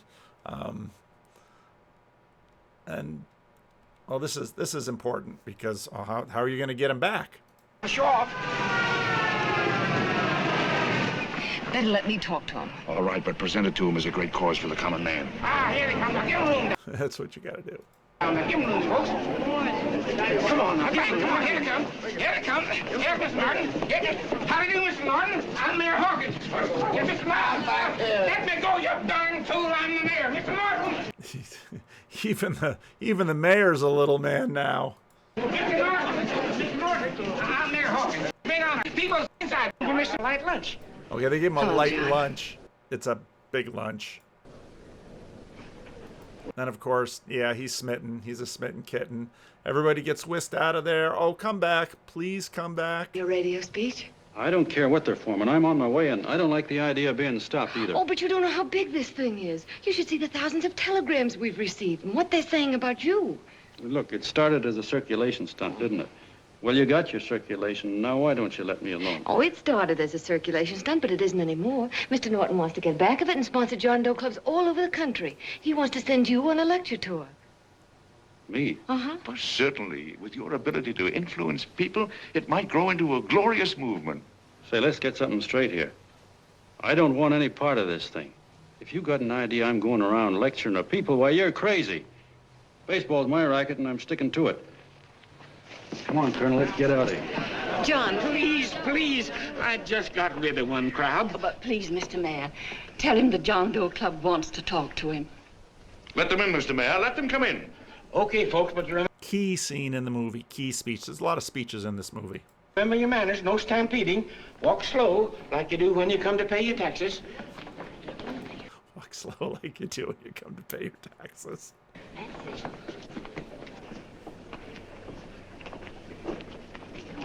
Okay. All right, give me a chance. Come right in. My name's Bert Hansen, Mr. Doe. I'm the head soda jerker at Schwabacker's drugstore. Well, sir, you see, me and my wife, we heard your broadcast, and we got quite a bang out of it, especially my wife. Kept me up half the night saying, that man's right, honey. The trouble with the world is nobody gives a hoot about his neighbor. That's why everybody in town's sore and cranky at each other. And I kept saying, well, that's fine, but how's a guy going to go around loving the kind of neighbors we got? Old Sourpuss, for instance. You see, Sourpuss Smithers is a guy who lives all alone next door to us. He's a cranky old man that runs a second-hand furniture store. We haven't spoken to him for years. I always figured he was an ornery old gent that hated the world because he was always slamming his garage door and playing the radio so loud he kept half the neighbors up. Well, anyway, the next morning, I'm out watering the lawn, and I look over, and there's Sourpuss on the other side of the hedge straightening out a dent in his fender. And my wife yells to me out the window. She says, "Go on, speak to him, Bert." And I figured, well, heck, I can't lose anything, so I yelled over to him, "Good morning, Mr. Smithers." He went right on pounding his fender. Was I burned? So I turned around to give my wife a dirty look, and she said, "Louder, louder, he didn't hear you." I turned around to give my wife a dirty look. So in a voice you could have heard in the next county, I yelled, "Good morning, Mr. Smithers."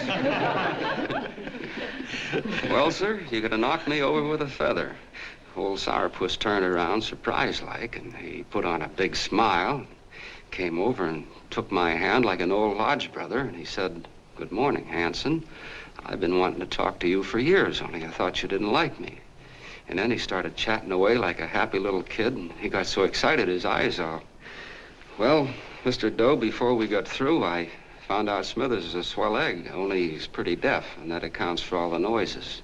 And he says it's a shame how little we know about our neighbors. And then he got an idea, and he said, "How's about inviting everybody someplace where we can all get together and know each other a little better?" Well, I'm feeling so good by this time, I'm ripe for anything. So Smithers goes around the neighborhood inviting everybody to a meeting at the schoolhouse, and I tell everybody that comes in the store, including Mr. Schwabecker, my boss. I'm talking too much. Well, I'll be doggone if over 40 people don't show up. Of course, none of us knew what to do, but we sure got a kick out of seeing how glad everybody was just to say hello to one another. Tell him about making Sourpuss chairman. Oh, yeah, we made Sourpuss chairman and decided to call ourselves the John Doe Club. And say, incidentally, this is my wife. And I mean, we're going to have a club, and you're going to have a chairman. I mean, this is just this is a culture that's 80 years past. Hey, come here, honey. This is my wife, Mr. Doe. How do you do, Mr. Doe? Sourpuss is here, too. Oh, is he?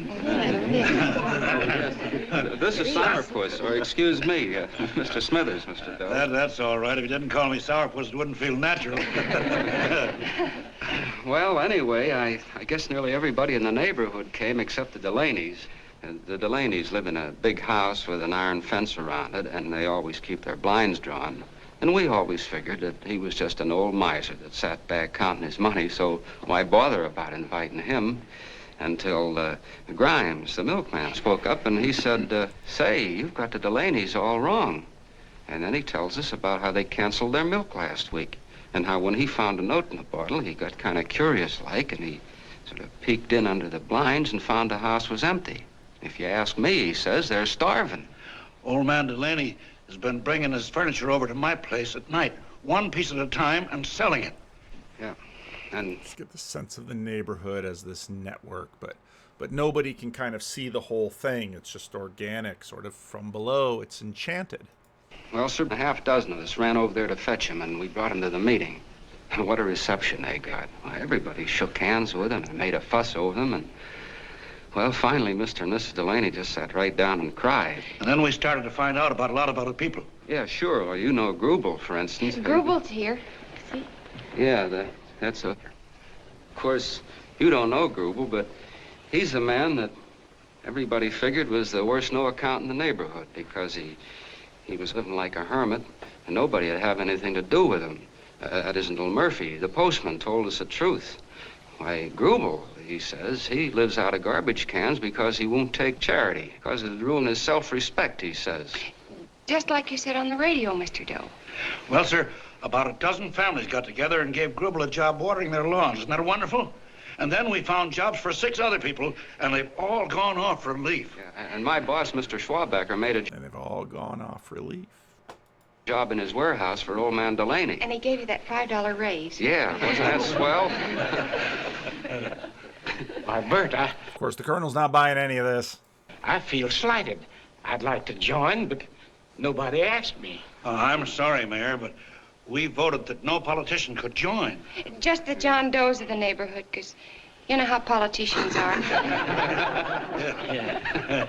Okay, that's key. No politicians for what's coming later in the movie. And again, back to Oliver Anthony. No politics, no politics. Well, The reason we wanted to tell you this, Mr. Doe, was just to give you an idea of what you started. And from where I'm sitting, I don't see any sense in you jumping off any building. No. Well, thank you for listening. Goodbye, Mr. Doe. You're a wonderful man, and it strikes me you can be mighty useful walking around for a while. Goodbye, Mr. Doe. Goodbye, Mr. Doe.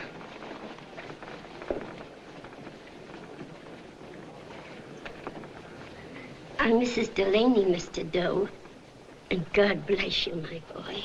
So if they're in their 80s in 1940, that means that they were born in 1860. Time is a funny thing.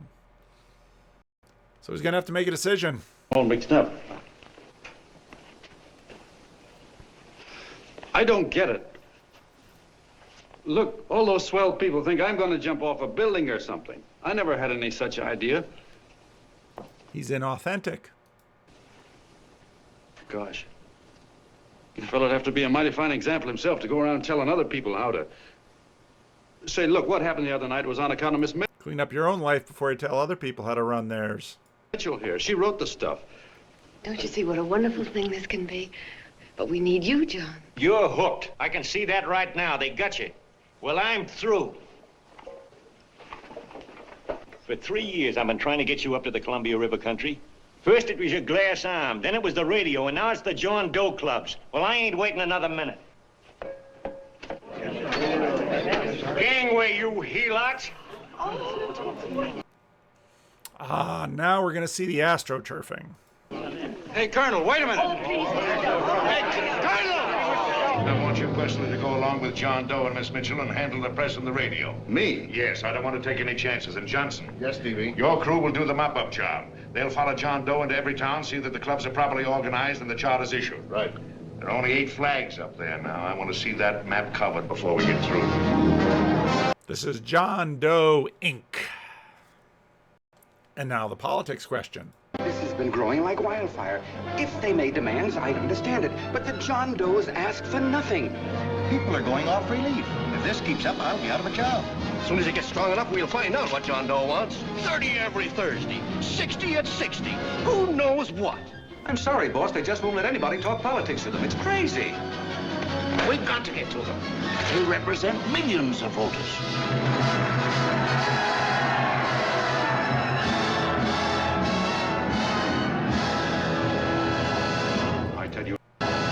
I tell you, ladies and gentlemen, this thing has been nothing short of a prairie fire. We've received so many applications for charters to the John Doe clubs, we haven't been able to take care of them. I'd hate to have that many pins stuck in me. This John Doe convention is a natural. It's going to put our city on the map. Why, over 2,400 John Doe clubs are sending delegates. Can you imagine that? You, Mr. Mayor, will be the official host. You will make the arrangements for decorating the city, parades, and a reception for John Doe when he gets home. And don't wear your high hat. No high hat? No high hat. And from you, Canelo, I want a special John Doe edition every day until the convention is over. And now, if you will, please step into the outer office and look your prettiest because there are photographers there to take pictures of this committee. Don't worry, Libby. Everything will be taken care of. Isn't it all too wonderful? Gather down here in a nice group now. Get a nice picture of you. Oh, Mr. Mayor, would you step down in front row, please? You ladies get close to him. That's it. Well, I don't get it. Get what? Look, DB, I'm supposed to know my way around. This John Doe movement has cost you a fortune. Now, this convention is going to cost plenty. Well? Well, I'm stuck with 2 and 2, and I'm a sucker if I can make 4 out of it. Where do you come in? You'll have the satisfaction of knowing that my money has been spent for a worthy cause. I see. I better stick to running the paper, huh? I think maybe you better had. Smells a rat. Then there's this scene right here, which is a really good scene, and he tells her about a dream. And it's kind of a long scene, so I'm going to skip it. But by all means, again, the movie's on YouTube, so watch the movie. It's a great movie. And but it's really a key metaphor for what's happening, and it sort of begins, basically in the dream, all is revealed, which is really a fascinating part in this. It's a very enchanted moment in the movie. Oh, with the dream scene, I also missed the reference to spanking, but you can watch that. There's a place where the sound drops out in the YouTube version of this. Sitting here? No, that's your seat. And this is your coat. Mine? A little token of appreciation. Fur coat, jewels. Oh, it's beautiful, D.B. Well, I don't quite know what to say. Well, don't say anything at all. Just sit down. Oh, Go ahead, open it. oh. Oh, it's lovely. And a new contract goes with it. Well, come on, spring it. You've got something on your mind. It must be stupendous. You know, that's what I like about it. Right to the point, like that. All right, Practical Annie. Here it is. Tomorrow night, before a Always the glasses. crowd of 15,000 people and talking over a nationwide radio hookup, John Doe will announce the formation of a third party. A third party? Yes, the John Doe Party. Devoted entirely to the interests of all the John Does all over the country, which practically means 90% of the voters. He will also announce the third party's candidate for the presidency, a man whom he personally recommends, a great humanitarian, the best friend the John Does have. Mr. D.B. Norton. Yes.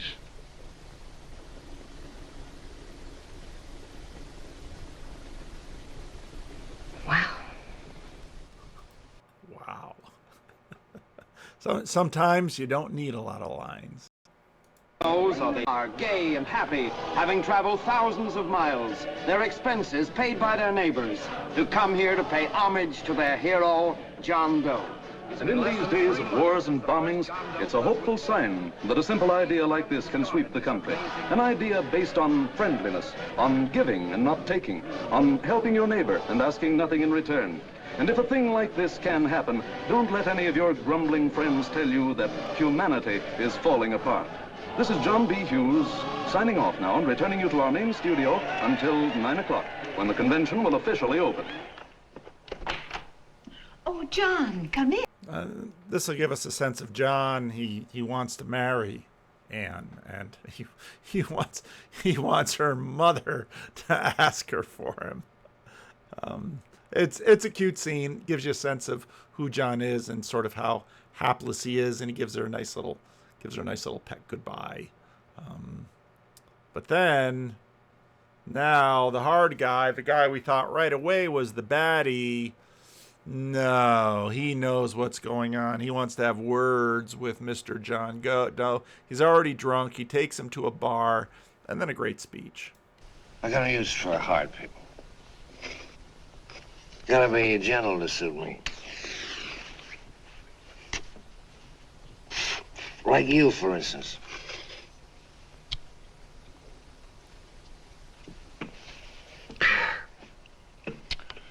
Yep, I'm hard.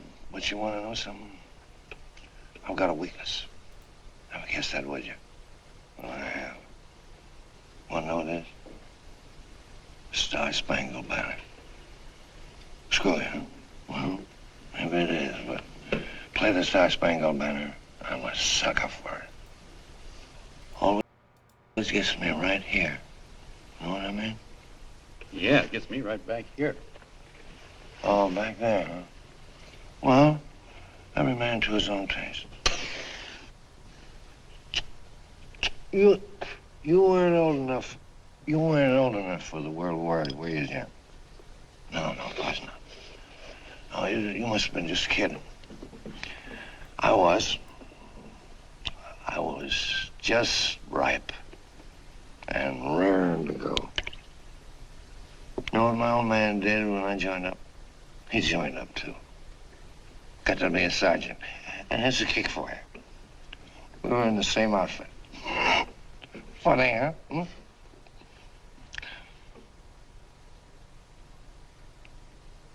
He was killed, John. I saw him get it. I was right there, and I saw it with my own eyes.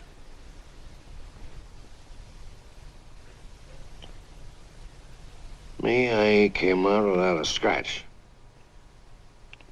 That is, excepting my ulcers.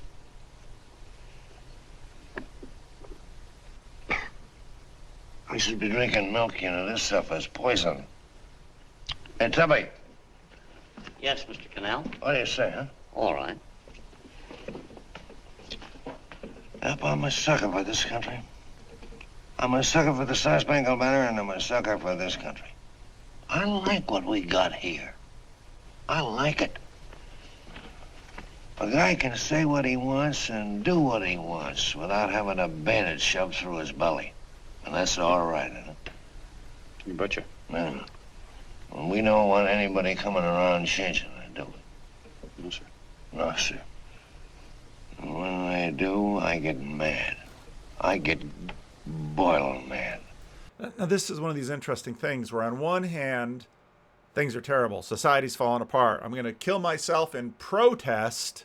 But on the other hand, hey, it's a good country. Nobody's sticking a bayonet in you, unlike what's going on in China and Europe. It's, you know, don't want to mess it up. And this is where sort of, let's say Jordan Peterson and Oliver Anthony sort of live in the same space, even though as you sort of do like Chad does, if you kind of put their words together, it's like, hey, wait a minute, these don't fit. But sort of in this spirit, it's just sort of all is sort of one piece. Right now, John, I'm sizzling. I get mad for a lot of other guys besides myself. I get mad for a guy named Washington, and a guy named Jefferson, and Lincoln. Lighthouses, John. Lighthouses in a foggy world. You know what I mean? Yeah, you bet. Listen, pal, this fifth column stuff is pretty rotten, isn't it? Yeah, it certainly is. And you'd feel like an awful Now the politics of 1941. sucker if you found yourself marching right in the middle of it, wouldn't you? You. Of course, you wouldn't know it because you're gentle. But that's what you're doing. Ah, you can be part of the AstroTurf and not know it.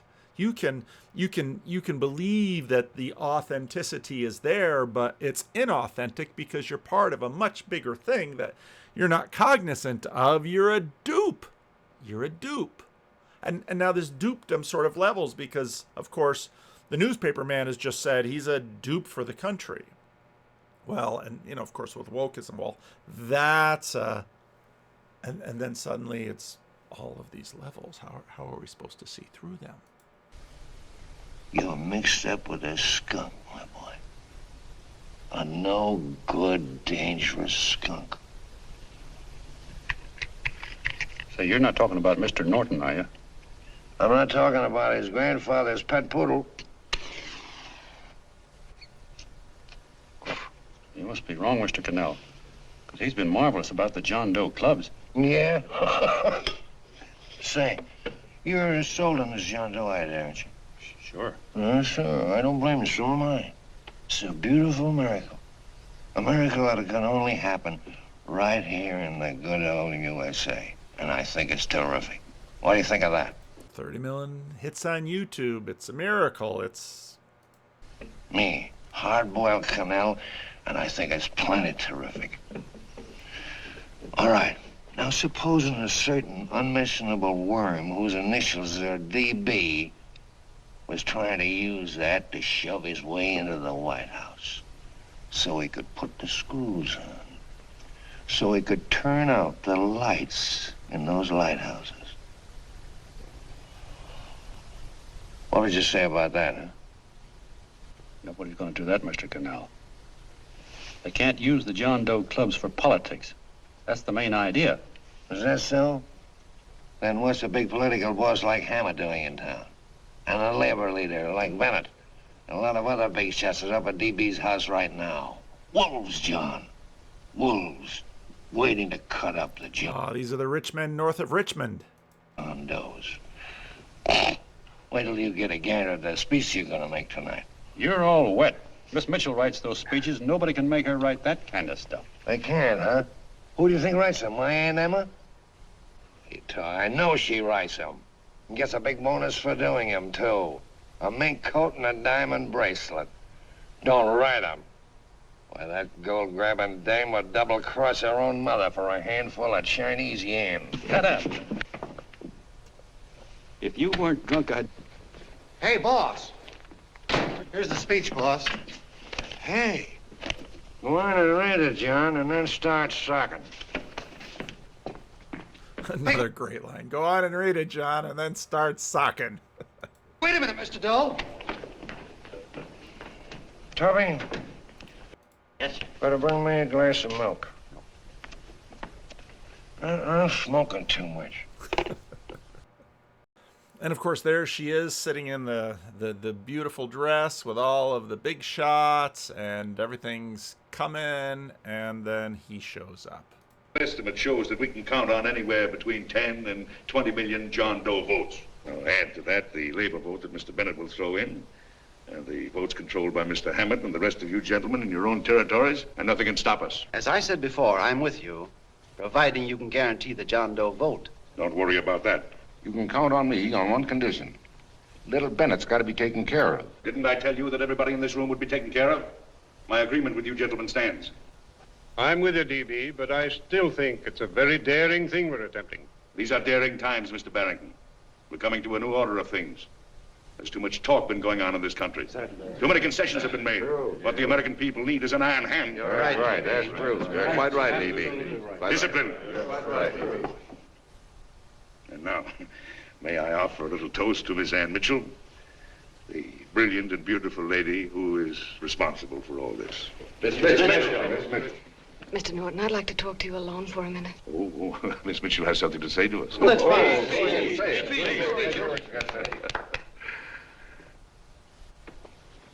Hello.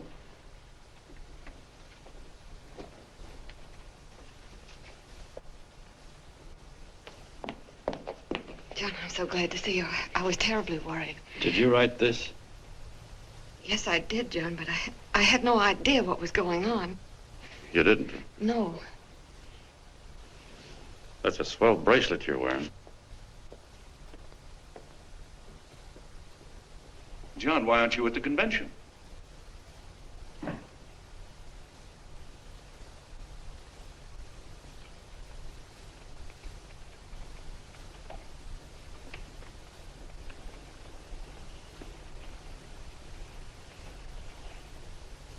Is there anything wrong? No, nothing's wrong. Everything's fine. So there's going to be a new order of things, huh?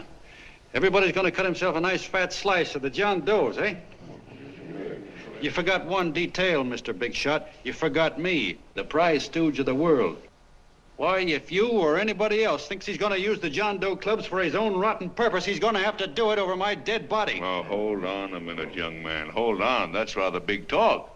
I started the John Doe clubs with my money, and I'll decide whether or not they're being properly used. No, you won't. You're through deciding anything. And what's more, I'm going down to that convention, and I'm going to tell those people exactly what you and all your fine feathered friends here are trying to cook up for them. And I'm going to say it in my own words this time. Stop it, baby. Stop it. You ruined us, Stevie. Wait a minute, fella. My uncle wants to talk to you. Oh. It's going to be a fight with a Nazi. Punch a Nazi. Listen to me, my son. Before you lose your head completely, may I remind you that I picked you up out of the gutter and I can throw you right back there again? You've got a nerve accusing people of things. These gentlemen and I know what's best for the John Does of America, regardless of what tramps like you think. Get off that righteous horse of yours and come to your senses. You're the fake. We believe in what we're doing. You're the one that was paid the 30 pieces of silver. Have you forgotten that? Well, I haven't. The biblical references are going to start coming fast now. You're a fake John Doe, and I can prove it. You're the big hero that's supposed to jump off tall buildings and things. Do you remember?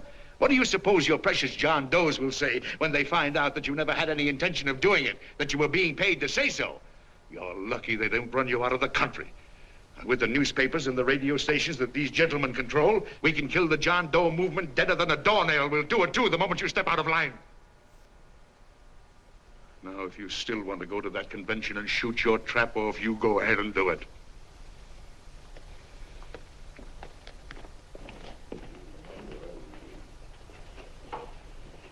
You mean to tell me you try to kill the John Doe movement if you can't use it to get what you want? You bet your bottom dollar we would.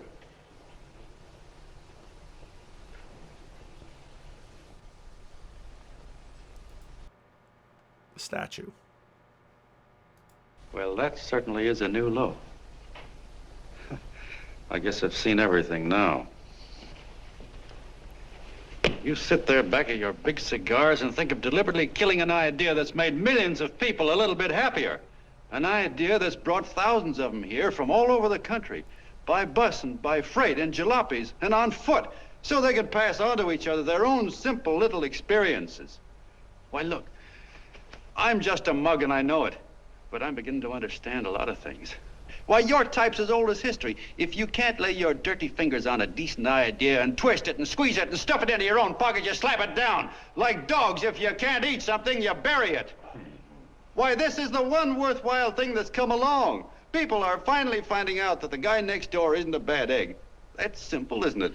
And yet a thing like that's got a chance of spreading till it touches every last doggone human being in the world, and you talk about killing it. Why, when this fire dies down, what's going to be left? More misery, more hunger, and more hate. And what's to prevent that from starting all over again? Nobody knows the answer to that one, and certainly not you with those slimy, bollocksed-up theories you got. The John Doe idea may be the answer, though. It may be the one thing capable of saving this cockeyed world, yet you sit back there on your fat hulks and tell me you'll kill it if you can't use it. Well, you go ahead and try. You couldn't do it in a million years with all your radio stations and all your power, because it's bigger than whether I'm a fake. It's bigger than your ambitions, and it's bigger than all the bracelets and fur coats in the world. You bet it is, John. And that's exactly what I'm going down there to tell those people. A minute, you ungrateful rat. My uncle's been too good. Oh, it happened. Give me the book. And the chase scene. I've always told you, D.B., you're playing with dynamite. Which way?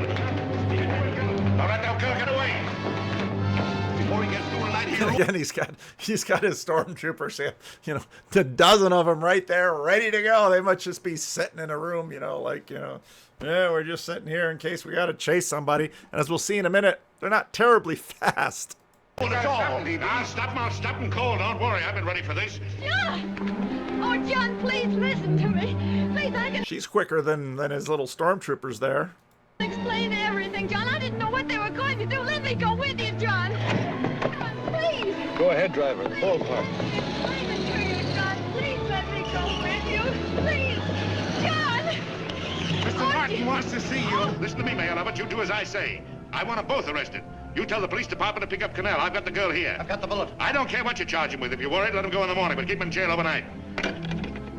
He's got access to power, and everybody's there, and everybody's singing songs. The colonel's still hanging in there, and everybody's excited. He gets up to speak, and, well, and the preacher ruins it.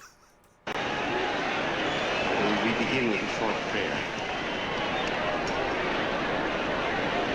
Quiet, please. Ladies and gentlemen, let us have a moment of silent prayer for the John Does all over the world, many of whom are homeless and hungry. Rise, please. Everybody rise.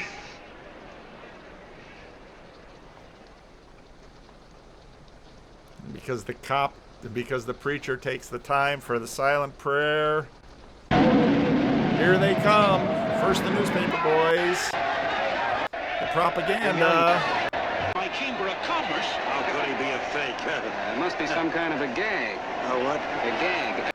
And this is the moment. Georg-Moeller. Where he learns, oh, it's Astroturfing. I had it all wrong. And I love this scene because what are you supposed to think? Now, in this case, of course, John Doe knows it's a setup. He didn't write the letter. He knows that it's a charade, but he's down for the cause, even though he's at the center of it, and it's built on a lie. and it's inauthentic.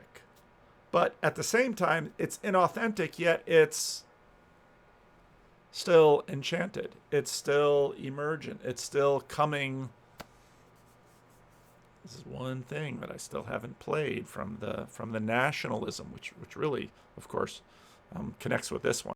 I can't find it. I'm gonna have to rewatch the whole thing. But it's what's the truth? What's the truth? How can you know? How can you know what's true about this guy? You see, he's in his pickup truck with the rain coming down, and how do you know what's really in his heart? And well, does it matter what's in his heart? It's a gag, and of course, here they come.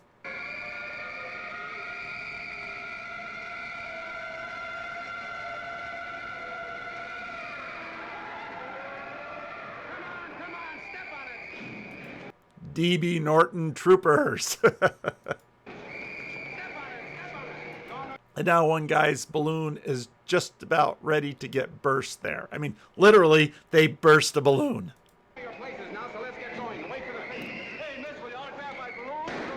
See? Hey, mister, will you autograph my balloon? Sure. No, I'm going to burst your balloon. That's what this whole scene is about. And he tries to talk, and everyone's in disarray. My name is DB Norton. You all know me. I accuse this man of being a faker. We've been taken for a lot of suckers, and I'm the biggest of the lot. I spend a fortune backing this man in what I believe to be a sincere and worthy cause, just as you all did.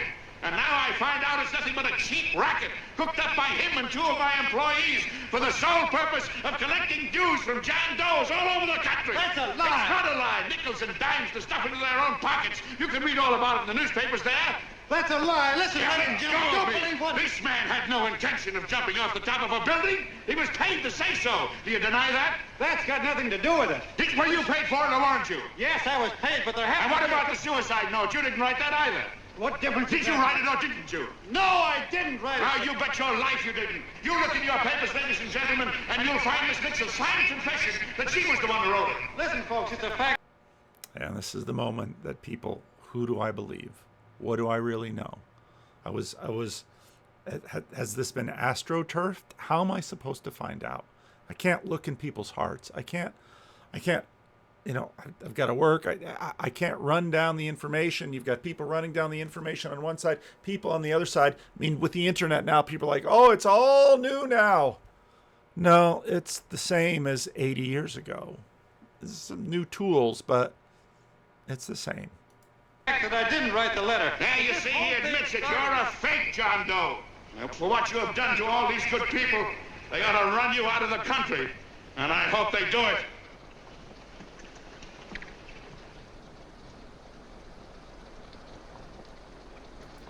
What to believe? What to believe? Speak up, John. We believe you. Please, listen, folks. Now that he's through shooting over his face... Ah, but the DB troopers are here. They're going to cut the wires. I've got a couple of things to tell you about... Come on, the rest of you get in here and riot. Break this crowd up. Come on. I'm sorry, folks, but we can't hear him anymore. Something's gone wrong with the loudspeakers. John Doe's a fake! Boo! They can't hear me. Oh, it's people in the crowd. There it goes. Is that working? Sure. I believe you. Walking my legs off, thinking up 5,000 signatures for a phony. Well, there you are, Mr. Doe. 5,000 names asking you not to jump off any roof. It makes no difference, Bert. The idea's still good. We don't have to give up our club. Yeah, well, you can have it. They're starting to throw things. Somebody's going to get hurt. I'm afraid it'll be John Doe. Listen to that mob. They're crucifying him. I can help him. Sorry. They're crucifying him. Who's our Jesus figure? Sister, we got orders to hold... Orders from who? Can't you see it's a framer? And oh, Mother, they won't let me go. They won't let me go. Listen, folks. You got to wreck it. Believe me.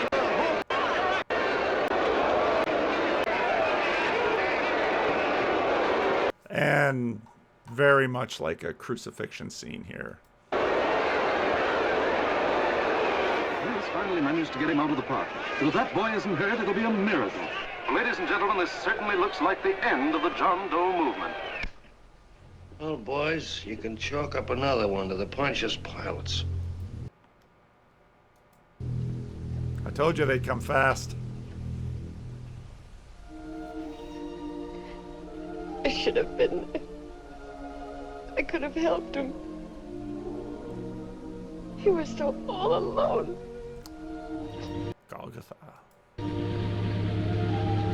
lot of us are going to be mighty ashamed of ourselves after tonight. We certainly didn't give that man much of a chance.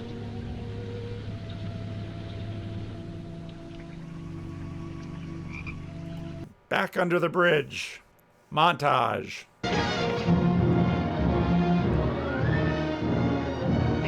Racketeer, liar, cheat, imposter. Why don't you jump? Christmas Eve at midnight. Bye, Mr. Doe. You're a wonderful man. And God bless you, my boy. Now get in there and catch. You're a fake John Doe, and I can prove it. You're the big hero who's supposed to jump off tall buildings and things. Do you remember? What do you suppose your precious John Does will say when they find out that you never had any intention of doing it, that you were being paid to say so? So who is he really? Does the authenticity matter? Where's the enchantment, and where's it going to come from? Eve at midnight.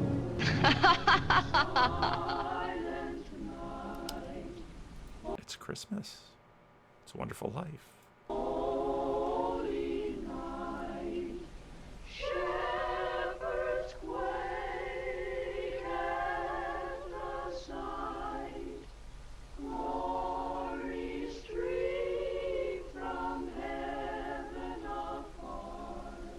Merry Christmas, son. Carolers. John Doe. Sure, I had it, but take it easy. She's sick in bed, and basically the editor and the colonel are watching the steps so that he can't get up there. And oh, the people from the small town, from Millville, they're making their way. Foolish. If this isn't the craziest, the battiest, the looniest wild goose chase I ever heard of. Oh, shut up, Bert. Sourpuss is right. Yeah, well, if he is, I'm a banana split. That man is going to be on that roof.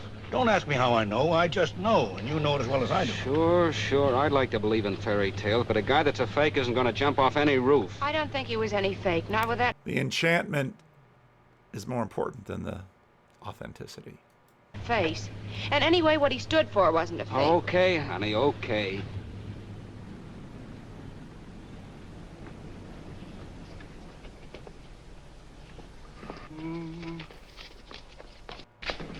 Elevators ain't running. Yeah. She's going to climb the stairs. Oh, but look who else shows here. They've got the key to turn on the elevator. Why are they there?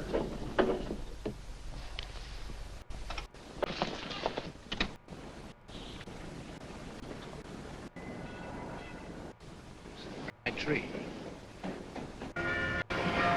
Well, I give up. I don't know what gave us the idea that we'd attempt anything like this. I guess you're right. I'm afraid the joke's on us. Let's go. I hope nobody finds out we've been here.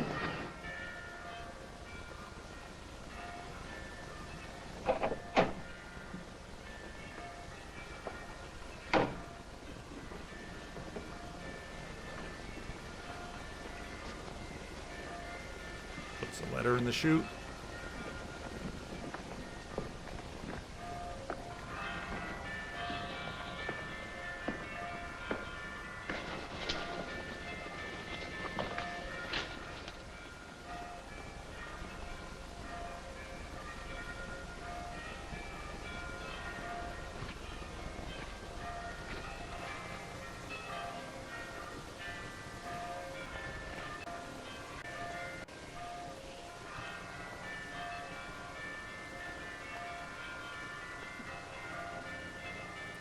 all the John Does everywhere. Has a note. This can be on his body.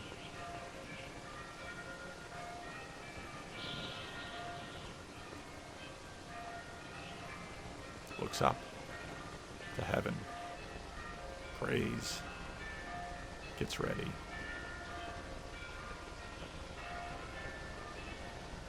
Is he gonna jump? Throws down his cigarette. Steels himself. I wouldn't do that if I were you, John.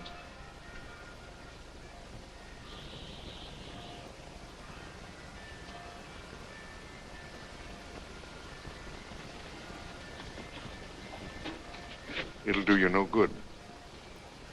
The mayor has policemen downstairs with instructions to remove all marks of identification you may have on your person. You'll be buried in Potter's Field, and you will have accomplished nothing.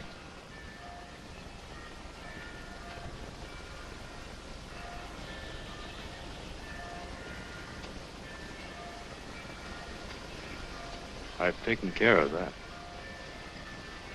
I've already mailed a copy of this letter to Mr. Cannell. John, why don't you forget this foolishness? Stop right where you are, Mr. Norton, if you don't want to go overboard with me.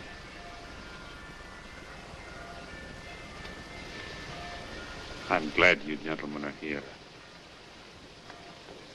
You killed the John Doe movement, all right. But you're going to see it born all over again.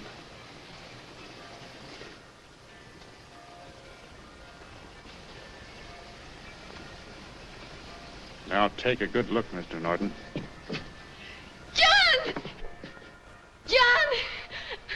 Oh, John, no, I won't let you. I love you, darling. Oh, please. Please don't give up. We'll start all over again. Just you and I. It isn't too late. The John Doe movement isn't dead yet. You see, John, it isn't dead or they wouldn't be here. It's alive in them. They kept it alive by being afraid of. That's why they came up here. Oh, it's parasitic. Even the enemies are keeping it alive. They're afraid of it. darling. Sure, it should have been killed. It was dishonest. But we can start clean now. Just you and I. It'll grow, John, and it'll grow big because it'll be honest this time. Oh, John, if it's worth dying for, it's worth living for. Oh, please, John. Oh. Oh, please, please, God, help me. John, look at me. You want to be honest, don't you? Well, you don't have to die to keep the John Doe idea alive. Someone already died for that once. The first John Doe. And he's kept that idea alive for nearly 2,000 years. It was he who kept it alive in them. And he'll go on keeping it alive forever and always. For every John Doe movement these men kill, a new one will be born. That's why those bells are ringing, John. They're calling to us. Not to give up, but to keep on fighting, to keep on pitching. Oh, don't you see, darling? This is no time to give up. You and I, John, we... Oh, no. No, John. If you die, I want to die, too. Oh, I love you. Oh, I do.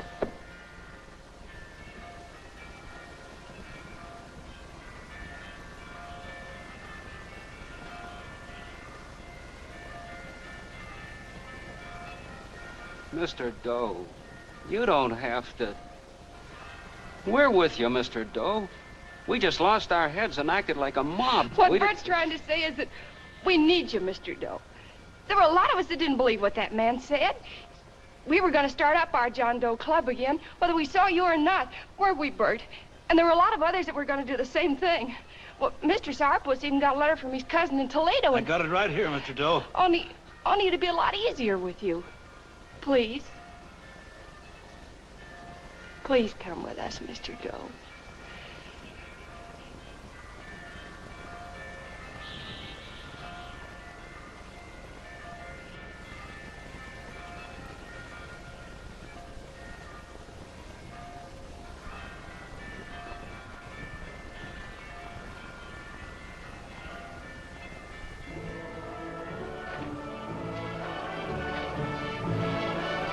Long John. Mr. Doe. Here, we'll help you with her. She'll be all right. Mr. Doe, take her right down to the car. And right up. Oh, we got a car right down to her. Lay on, Norton, the people. Try and lick that.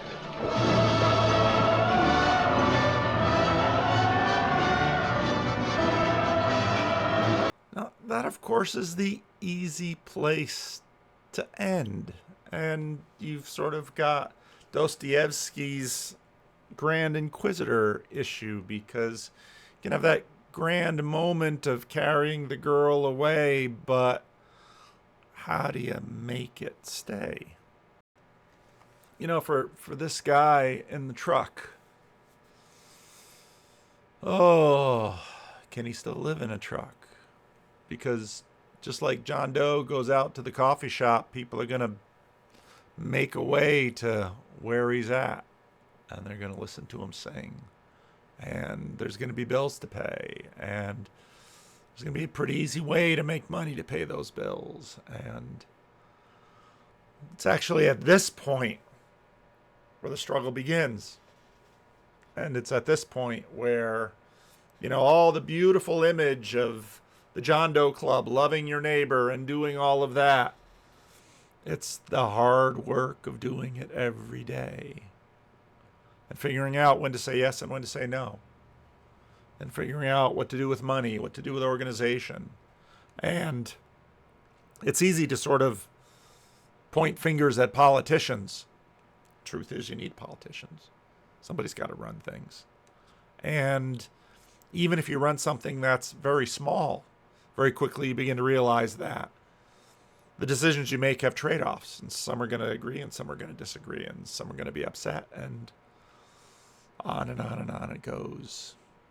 And so the cruciform life of the John Doe Club, the cruciform life of following Jesus, the cruciform life of doing the right thing, it's no small thing. And truth be told, it's a lot easier to do it if 30 million people don't know your name, because you're anonymous. And, well, and, you know, for a guy who struggles with drugs and alcohol, even people who don't struggle with drug and alcohol, when they get into the music business, they will struggle at some point, because when you have all that opportunity, where do you go? And then the girls come, and it's hard. It's hard. So, you know, again, I mentioned J.D. Vance earlier, and Hillbilly Elegy, you know, beautiful book. And then, of course, is he going to join politics? Is he going to go into politics? Yeah, he's going to go into politics. What party is he going to be in? Figuring out how to make it work. It's not easy. It's not easy. So, well, prayers are with the young man. We'll see what he can do. So, yeah, Meet John Doe. It's on YouTube. I, you know, kind of chop up the movie as I go through it. But if you want to see the whole thing, it's by all means worth it. But, of course, living the life, that's where the struggle is. So, leave a comment. Let me know what you think.